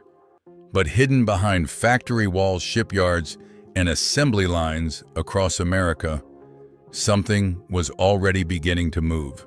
And soon the Germans would realize they had not just underestimated an army. They had underestimated an entire industrial civilization preparing for war. But the first cracks in Germany's confidence didn't come from the battlefield. They came from spreadsheets. Inside quiet intelligence offices in Berlin, German analysts began reviewing reports from agents in the United States, shipping records, factory outputs, economic data. At first, the numbers looked wrong, completely impossible, so they checked again and again. The reports claimed American shipyards, many of which had been nearly dormant just a few years earlier, were now producing cargo ships at a speed that defied every known rule of industrial production. These weren't traditional shipbuilding projects that took 6 months or more. Americans were assembling ships like giant mechanical kits, welding together massive, prefabricated sections. Then came the number that stunned them. One Liberty ship, the SS Robert E. Peary, had been built from the first keel plate to launch in just 4 days and 15 hours. To German naval planners, this sounded like propaganda. It had to be. After all, the German U-boat fleet was sinking Allied shipping faster than Britain could replace it. Submarine warfare was supposed to choke the Atlantic supply lines and starve Britain into surrender. But when the analysts ran the calculations again, a chilling reality emerged. America wasn't just replacing lost ships. It was building them faster than Germany could sink them. And the reports from American factories were even more unbelievable. At Ford's massive Willow Run plant in Michigan, a factory stretching nearly a mile long, heavy bombers rolled off assembly lines the way Model T cars once had.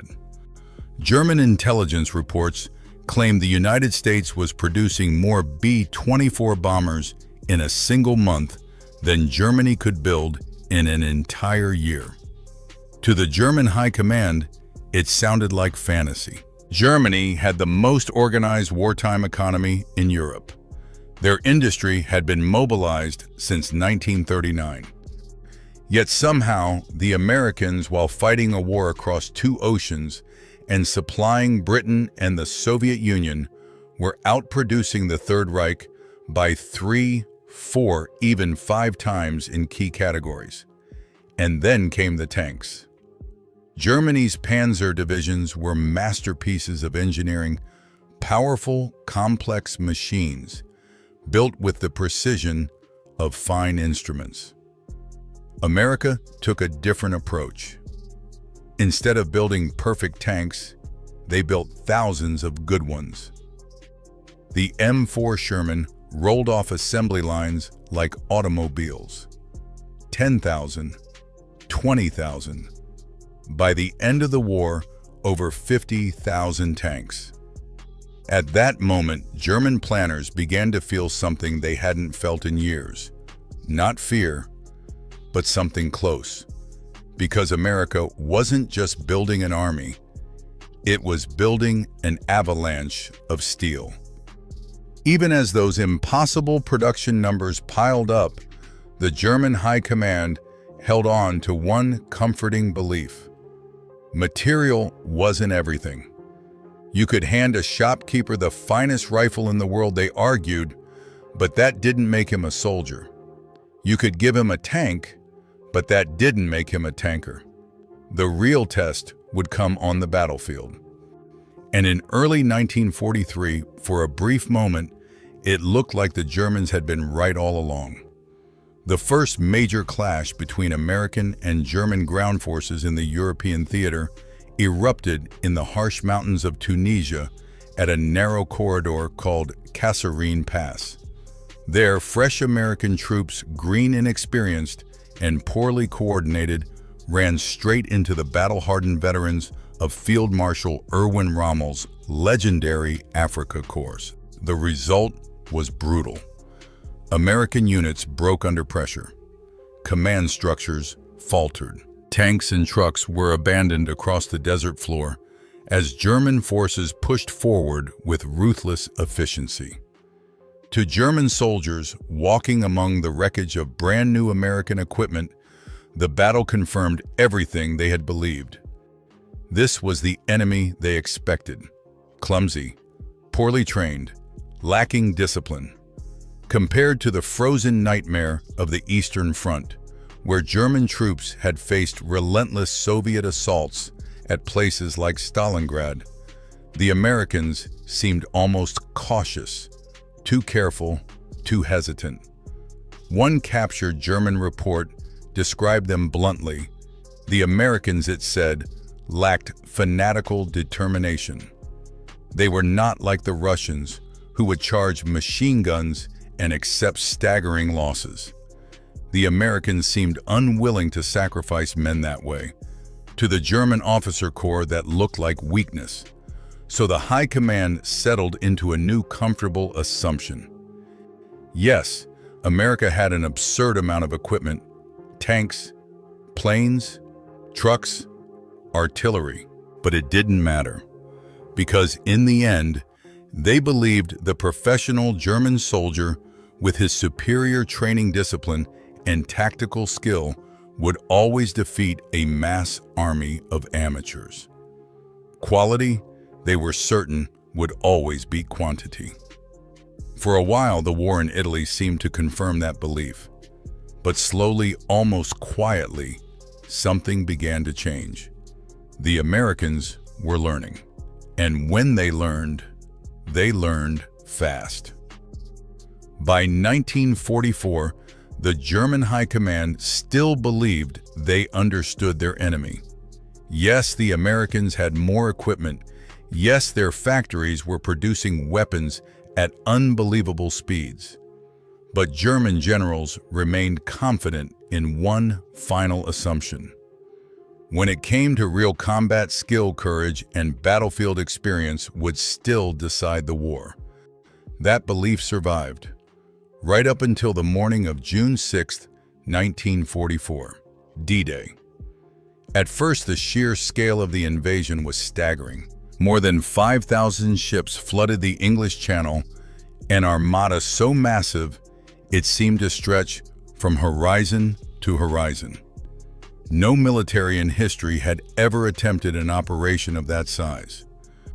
But even that wasn't what truly shocked German commanders. Factories could explain ships. What they couldn't explain was the American way of fighting. In the tangled hedgerow country of Normandy, German veterans began noticing something strange. When an American infantry platoon encountered a well-hidden German machine gun nest, they didn't react the way European soldiers had for centuries. They didn't rush it. They didn't attempt a risky flanking maneuver.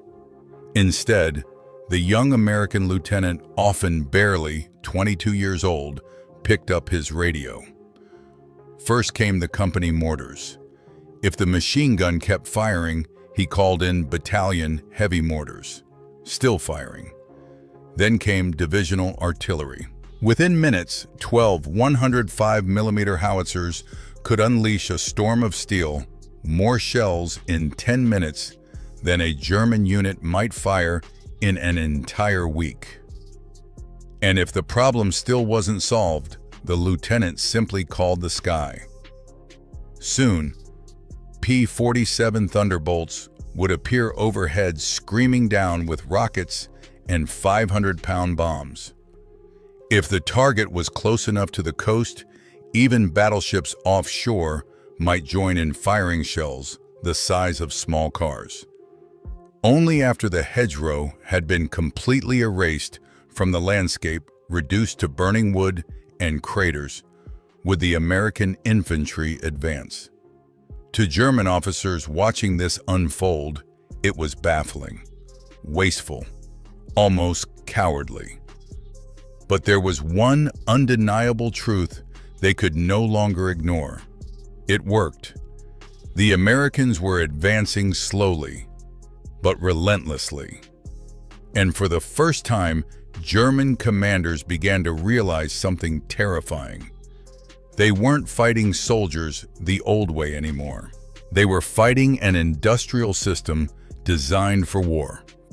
What the Germans were witnessing in Normandy wasn't just a new tactic. It was a completely different philosophy of war. For generations, German military doctrine had been built around precision and efficiency. Every artillery shell mattered. Every gallon of fuel had to be calculated. Logistics was a delicate equation: deliver just enough supplies to win the battle, but never waste precious resources. Waste in the German system was a sin. The Americans, however, seemed to follow an entirely different set of rules. Their system wasn't built on scarcity. It was built on abundance. When German intelligence officers captured American supply depots in France, many of them thought they were seeing things. Reports sent back to Berlin described mountains of ammunition crates, endless rows of fuel barrels, fields filled with spare parts, tires, engines, uniforms, chocolate, and cigarettes. Entire acres of supplies sometimes sitting out in the open rain. To German quartermasters, this was madness. But that madness had a devastating advantage. American units never had to stop. They could fire 10,000 artillery shells at a stubborn crossroads and not worry about running out tomorrow. If a tank broke down, it was often easier to replace the entire engine than repair it in the field. If a battalion took losses, fresh replacements were already moving forward from an endless pipeline stretching back across the Atlantic. It meant American divisions could fight at full intensity day after day, week after week. German divisions couldn't. After a major battle, a German unit was often exhausted, short on ammunition, low on fuel, and missing irreplaceable men and equipment. Recovery could take weeks. The Americans needed days. And there was another difference that terrified German commanders even more: mobility. Despite the terrifying image of blitzkrieg, the vast majority of the German army still moved the same way armies had for centuries: on foot. And behind them, hundreds of thousands of horses pulling artillery and supply wagons. The American army had no horses, not one. Every unit from headquarters to frontline infantry was fully motorized. Thousands of trucks, jeeps, half-tracks, armored vehicles. If a German division needed to move 100 miles to reinforce a collapsing front, they marched for 3 or 4 exhausting days. When an American commander received the same order, he simply told his men, "Get in the trucks." 6 hours later, they arrived fresh, fully supplied, and ready to fight. At that moment, the German High Command began to understand the terrifying truth. They were no longer fighting another army. They were fighting an engine that never stopped moving.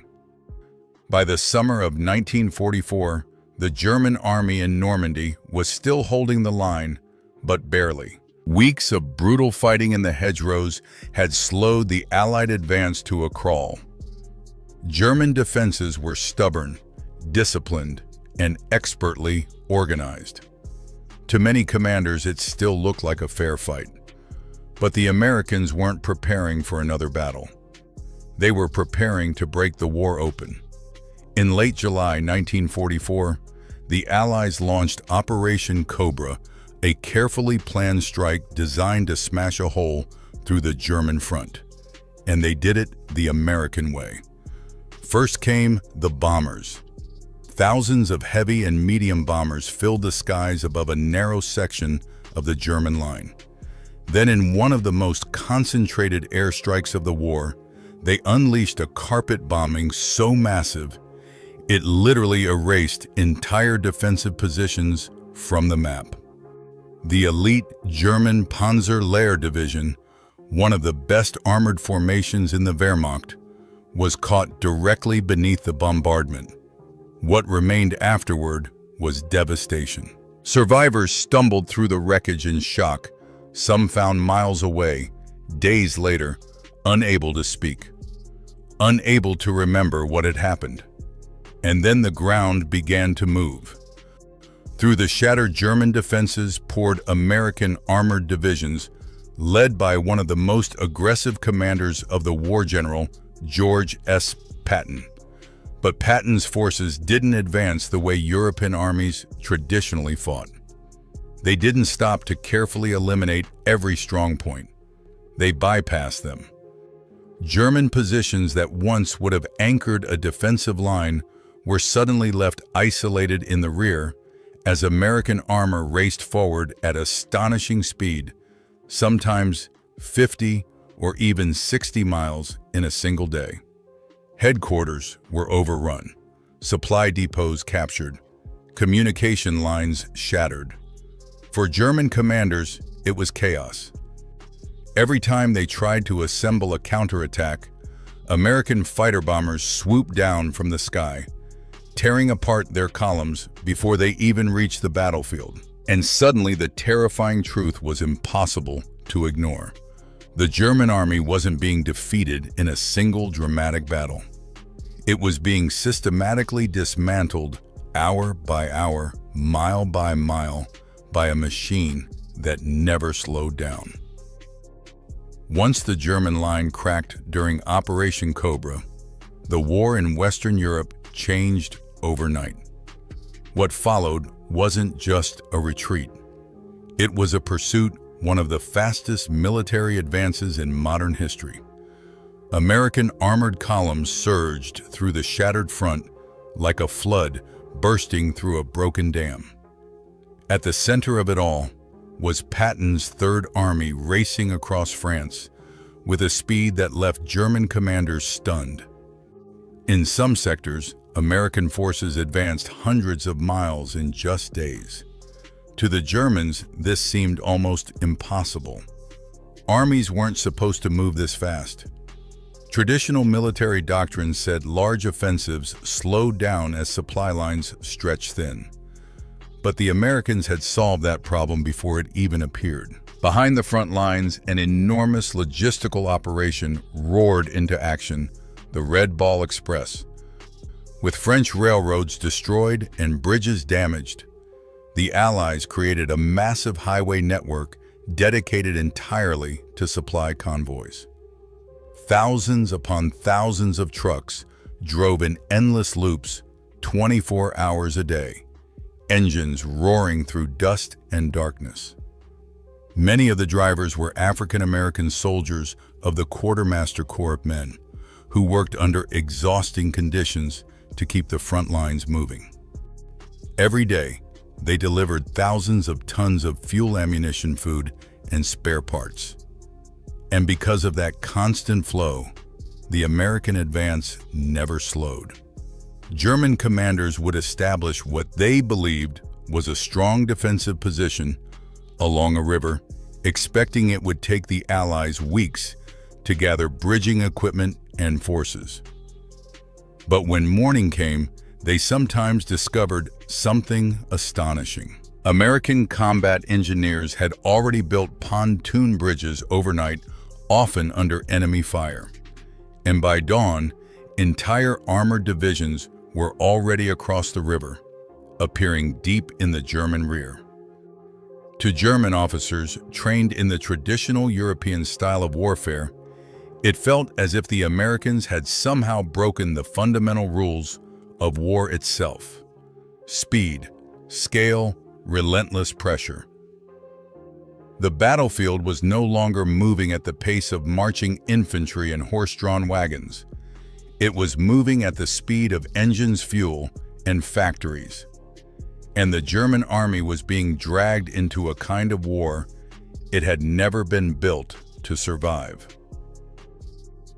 As the American advance tore across France, German commanders began to realize they were facing a problem far more dangerous than a breakthrough.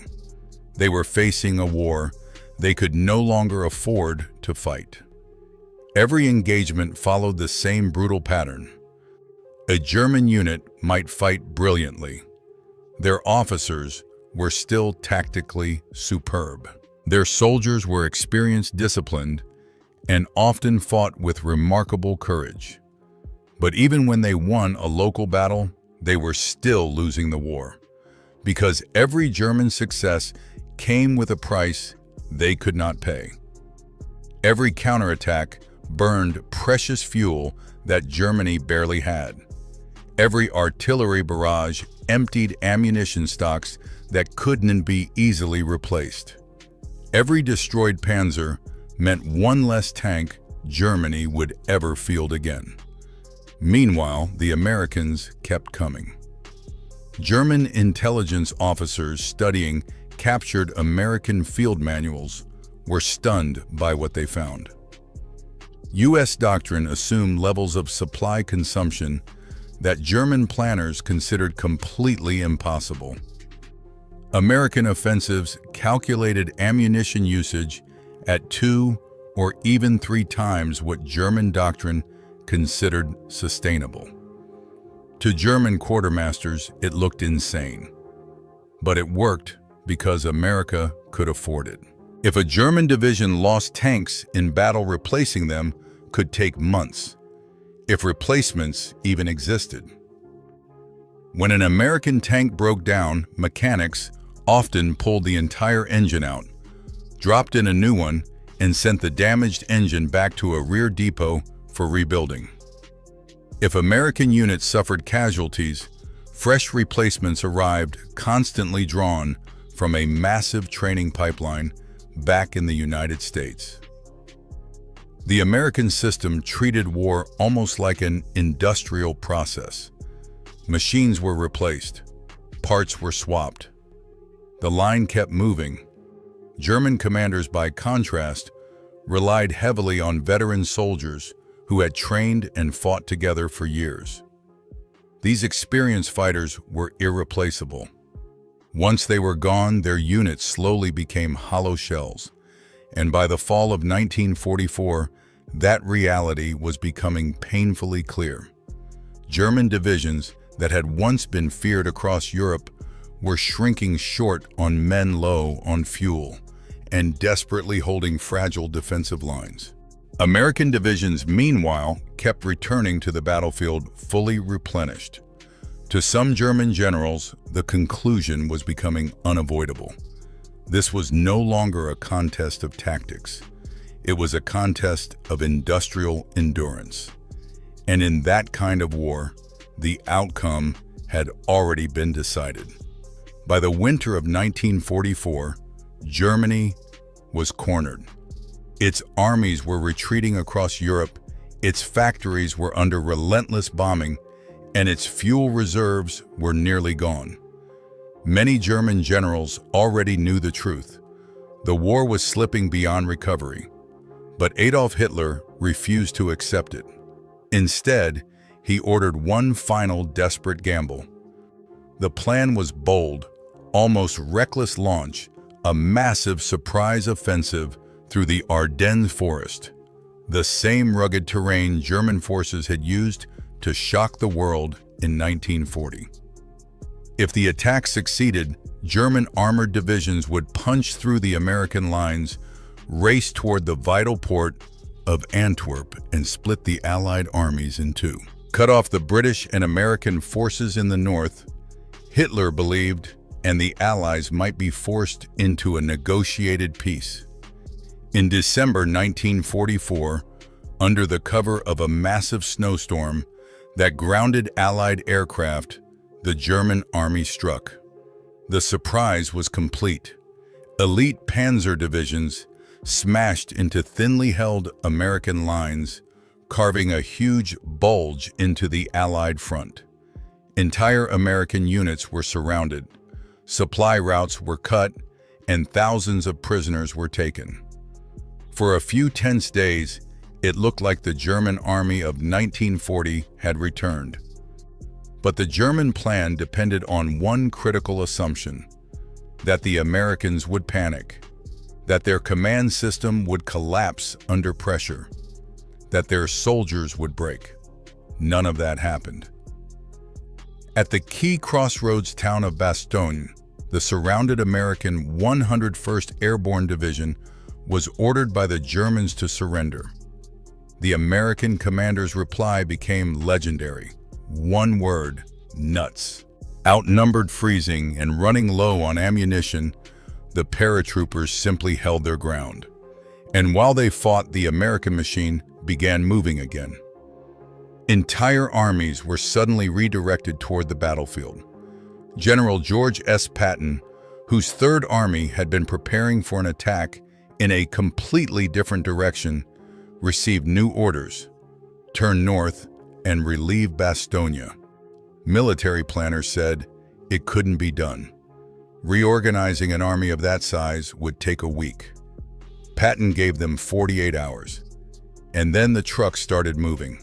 Columns of American armor and infantry drove day and night across icy roads, smashing into the German flank with a speed that stunned even their own commanders. Then the weather cleared, and the sky filled with Allied aircraft. fighter bombers swarmed over German supply columns, destroying fuel trucks, tanks, and artillery. The powerful panzer divisions that had driven so deeply into the Allied lines slowly ground to a halt. Not because they had been defeated in battle, but because they had run out of fuel. Hitler's final gamble had failed, and with it, Germany had lost the last reserves it had left to fight the war. The failure of the Ardennes offensive marked a turning point the German High Command could no longer deny. Germany had gambled everything: its last elite panzer divisions, its final fuel reserves, its most experienced crews. And when the attack collapsed, those losses were permanent.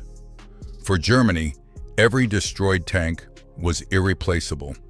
Every veteran crew lost in the snow-covered forests of the Ardennes was gone forever. The factories that once fed the Wehrmacht had been reduced to rubble by relentless Allied bombing. But on the other side of the battlefield, the situation was completely different. When American divisions took heavy losses during the battle, replacements began arriving almost immediately. Fresh soldiers crossed the Atlantic every week. New tanks rolled out of factories in Detroit. Aircraft left assembly lines in California and Texas. Within weeks, battered American units were rebuilt and ready to fight again. The pipeline never stopped. 3,000 miles away, American industry continued to pour out trucks, ammunition engines, rifles, radios, uniforms, and fuel at a scale the German war economy could no longer dream of matching. German officers watching the battlefield began to describe the enemy in a new way. Not as an army, but as a machine. A German victory might destroy an American division, but that division would be rebuilt. An American victory, however, erased a German division forever. This was the brutal mathematics of attrition, and the numbers were merciless. The Wehrmacht was slowly being ground down, battle after battle, while the American war machine only grew stronger. By early 1945, the final outcome was no longer in doubt. Germany wasn't just losing the war. It was being crushed by the weight of an industrial giant that simply could not be exhausted. By early 1945, the German army was no longer fighting to win. It was fighting to survive. Across the Western Front, the once feared Wehrmacht was collapsing under relentless pressure. Divisions that had once conquered Europe were now shadows of their former strength, short on ammunition, starving for fuel, and desperately scraping together replacements. Many of those replacements were no longer seasoned soldiers. They were teenagers, old men, members of the Volkssturm, the People's Army, armed with simple Panzerfaust rockets and little training, thrown into battle in a final desperate attempt to slow the Allied advance. Meanwhile, the American war machine kept rolling forward. Fresh divisions continued to arrive in Europe, fully equipped with brand new tanks, trucks, artillery, and aircraft. American soldiers on the front lines often received hot meals, steady ammunition, and constant resupply, something German troops could barely imagine by that stage of the war. For German officers who had spent their entire lives studying warfare, the contrast was staggering. On the Eastern Front, they had faced the Soviet Union's endless waves of manpower, an ocean of soldiers willing to endure unimaginable losses. But fighting the Americans felt different. German veterans began describing it in simple terms. Facing the Russians meant confronting human waves. Facing the Americans meant confronting a machine. A machine of trucks, aircraft, artillery factories, and supply lines stretching across an entire ocean. If you held a position against the Americans, the result was always the same: First came the artillery, then the bombs, then the tanks, and eventually, no matter how strong the defense was, the position would be reduced to rubble. Because the Americans had something the German army no longer possessed: time, fuel, ammunition, and an industrial engine that simply never stopped producing the tools of war. By the spring of 1945, the end of the war in Europe was approaching with unstoppable momentum.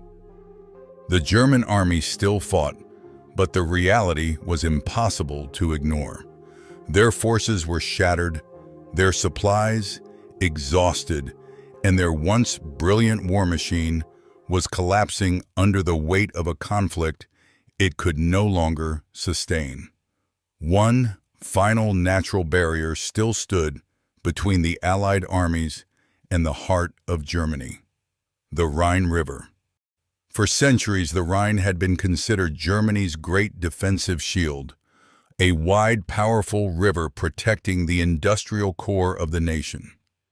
German commanders believed it could slow the Allied advance, buying precious time to reorganize what remained of their battered forces. But the Americans approached the problem the same way they had approached every obstacle during the war: not as an impossible barrier, but as another logistical problem waiting to be solved. Artillery batteries thundered across the riverbanks, unleashing barrages on a scale rarely seen before. Allied aircraft dominated the skies, hammering German defenses day and night. Meanwhile, American combat engineers moved with astonishing speed. Under fire, they assembled massive pontoon bridges across the river steel pathways thrown over the Rhine almost overnight. What German planners expected to take weeks took days. Soon, American tanks, trucks, and infantry began pouring across the river in massive numbers, spreading through western Germany like a rising tide. At that point, resistance no longer looked like organized defense. It looked like collapse. Cities fell, one after another.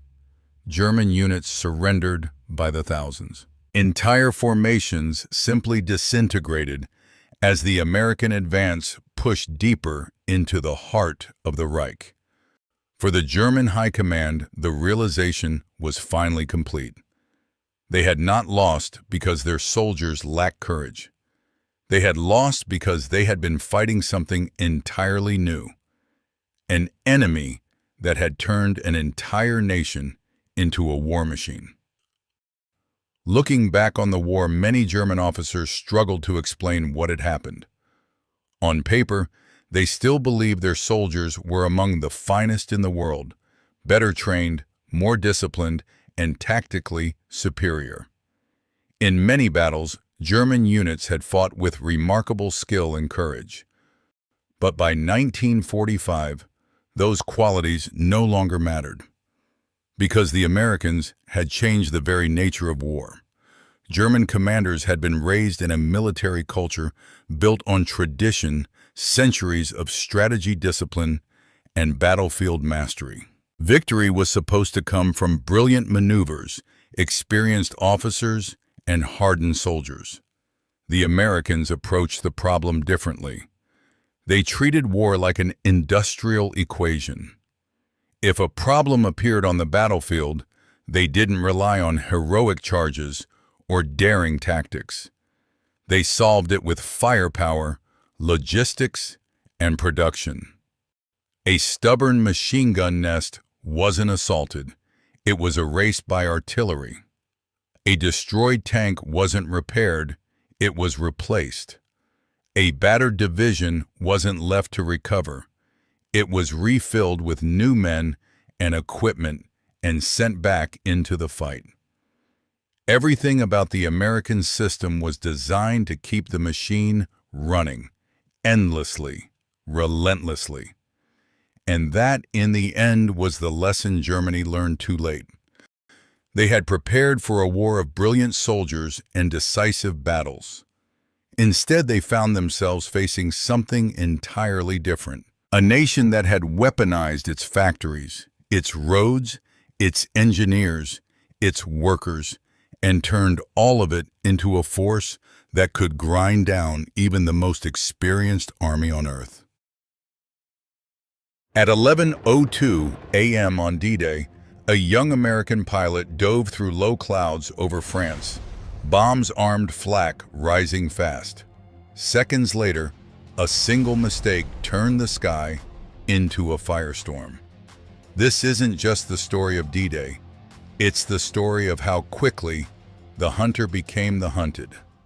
Seconds after that firestorm in the sky, the truth about D-Day air support became brutally clear. This was not the kind of war Ed McNabb had trained for. Just weeks earlier, his combat log was filled with high-altitude escort missions, long cold flights protecting bombers over Germany. Up there, the world felt distant. You fought other fighters. You calculated angles, lead pursuit, closing speed. It was deadly, but it was clean. Now everything had changed. In May 1944, the entries in his logbook shifted. Dive bombing practice, low-level attack runs, hours spent learning how to point a 9,000-pound Mustang straight at the earth and pull out before it killed you. Operation Overlord was coming, and the 8th Air Force needed more than escorts. It needed hunters flying through flak power lines and smoke. Dive bombing wasn't instinct. It was math timing, nerve, wind drift, release angle, throttle control. And all the while, German gunners waited below, hidden in hedgerows, rail cars, even inside trains, ready to turn the sky into a wall of tracers. There were only weeks to prepare. When the invasion stripes were painted across their wings, black and white bands cutting through polished aluminum, every pilot knew what it meant. No more rehearsals, no more practice dives over English fields. The next time they rolled inverted, it would be over France. The next time they rolled inverted, it was June 6, 1944. Before dawn, Ed McNabb climbed into his Mustang under a sky that still belonged to the night. The engine roared to life at 4:30 a.m., and one by one, the fighters lifted off into layered clouds stacked like wet concrete. Below them, the English coast faded. Ahead, France. They weren't assigned to the beaches themselves. No dramatic strafing runs across Omaha at sunrise. Instead, the 355th Fighter Group was ordered to patrol oval patterns in the dark, flying by time and compass. Through breaks in the clouds, they could see a dull orange glow on the horizon. Naval guns hammering the coastline. The invasion had begun. As daylight crept in, the sky filled with aircraft. Mustangs here, Thunderbolts there, bombers overhead. The most dangerous enemy that morning wasn't always German, it was collision. One wrong turn in the clouds, and 2 American fighters could vanish without ever seeing the ground. The first sortie passed with little more than scattered flak, uneventful, almost disappointing. But D-Day was not finished with them. Back in England, crews refueled the Mustangs and bolted bombs beneath their wings 500 pounds of steel where drop tanks usually hung. This time, they wouldn't be guardians. They would be attackers. At 11 a.m., Ed took off again, now a flight leader. On his wing flew 20-year-old Lieutenant Thomas J. Foster from Mississippi. Just weeks earlier, Foster had scored his first kill. Now he followed a veteran into the thick clouds over France. Their mission was simple in words, brutal in execution. Hit trains, bridges, convoys, anything moving toward the beaches. Starve the German defenses. Buy the men, on the sand, a fighting chance. Low clouds forced them down. Too low. Somewhere beneath that gray ceiling, a lone FW-190 burst from the overcast and ripped past their squadron commander before vanishing again like a shark slipping underwater. A reminder, the sky still belonged to the enemy. Then they saw that a train cutting across the countryside racing toward the coast. Ed rocked his wings and rolled into the dive. Ed rolled inverted nose, slicing down through the gray, the train growing larger in his gun sight with every heartbeat. The Mustang howled as gravity took hold 9,000 pounds of aluminum and fuel diving straight at steel tracks and black smoke. Steady, steady. At the right moment, he punched the release. The 500-pound bomb dropped clean. Ed pulled hard, the G-forces crushing him into the seat as the explosion ripped across the rails below. Behind him, Foster followed. Too close. In the chaos of smoke and speed, the spacing tightened. Both Mustangs strafed the train point, .50 caliber stitching sparks along the cars. Then an impact, a sharp metallic thud through Ed's airframe. He glanced left. Fire. A thin, vicious flame licked out of his wing like a blowtorch. For a split-second time, slowed. Not flak. Not a German fighter. Friendly fire. Foster's tracers had drifted forward during the pass, one round tearing into Ed's wing. Hydraulic fluid ignited instantly. Stay calm. Instead of diving for the deck, Ed did the opposite. He pushed the throttle and clawed for altitude. Higher, higher. If he could starve the flames of oxygen, he might live. Below, France burned. Inside the cockpit, sweat ran into his eyes as the fire danced along the metal skin. No brakes. Damaged systems. If the wing failed, he wouldn't even make the channel. At 20,000 feet, the flame sputtered, then miraculously went out. Ed limped the wounded Mustang back across the water, landing fast and long at RAF Manston, a field meant for broken aircraft and desperate men. The plane rolled endlessly across grass breaks, gone until it finally slowed to a stop. He was alive, but the invasion had only just begun. He was alive, but war doesn't pause for survival. By the time Ed made it back to his squadron, D-Day was already turning into D-Day +1. The beaches were secured, but barely.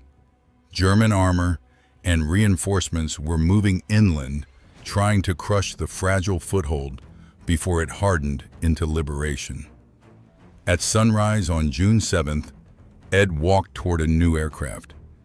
His old P-51B was finished. Waiting for him now was a brand new P-51D bubble canopy, better visibility, 2 extra .50 caliber machine guns. More firepower, more awareness. He would need both. On his wing again, Lieutenant Thomas J. Foster, 20 years old, Mississippi drawl, the same young pilot who had accidentally set his leader's wing on fire the day before. They joked about it briefly. Dark humor, the kind only fighter pilots understand. If you could laugh, you could fly. But the sky over France wasn't interested in jokes. Cloud cover hung low again as they crossed the channel. Below, Allied troops were pushing inland, vulnerable and exposed. Every convoy the Germans moved could mean hundreds of American lives. They spotted it near the coast, a convoy and another train. Ed keyed the mic. Blue flight roll in. He tipped the Mustang over and dove, bomb-armed. Target centered, airspeed screaming past safe numbers. At the precise instant, he released. The bombs separated, cleanly tumbling towards steel and fuel below. He pulled up hard, and then he looked back. Foster had followed him into the dive, but something was wrong. Instead of pulling out clean, the young Mustang jerked violently. A flash. A secondary explosion. The ground rushed up to meet him. In one horrifying second, Foster's aircraft rolled inverted and drove straight into the earth. A fireball. Black smoke twisting into the low clouds. It was over before anyone could speak. Later, Ed would believe the blast from his own bomb, or perhaps an ammunition train below, had caught Foster in the shockwave.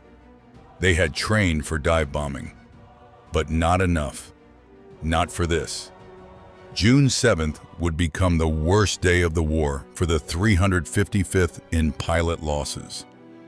And for Ed McNabb, the sky would never look the same again. Vive.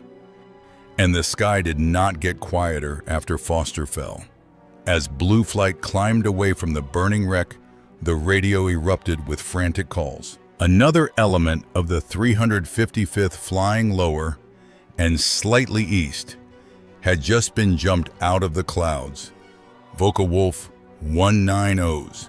Fast, precise, merciless. One Mustang went down almost instantly. Another followed seconds later. A third disappeared into the gray overcast, never-seen rejoining formation. June 7, 1944, D-Day +1 would become the deadliest day of the war for the 355th Fighter Group in terms of pilot losses. Not over Berlin, not deep in Germany, over France, while supporting the invasion meant to end it all. When Ed finally turned his Mustang back toward England, the channel below looked calm, deceptively calm. The kind of blue that made it hard to believe men were dying by the thousands just miles away. Inside his cockpit, there was no calm. He had led the dive. He had dropped the first bomb. He had pulled out clean. Foster hadn't. Back at Steeple Morden, engines shut down one by one. Ground crews counted returning aircraft, fewer than they had launched. Empty revetments are louder than explosions. That night, the mood across the field was heavy.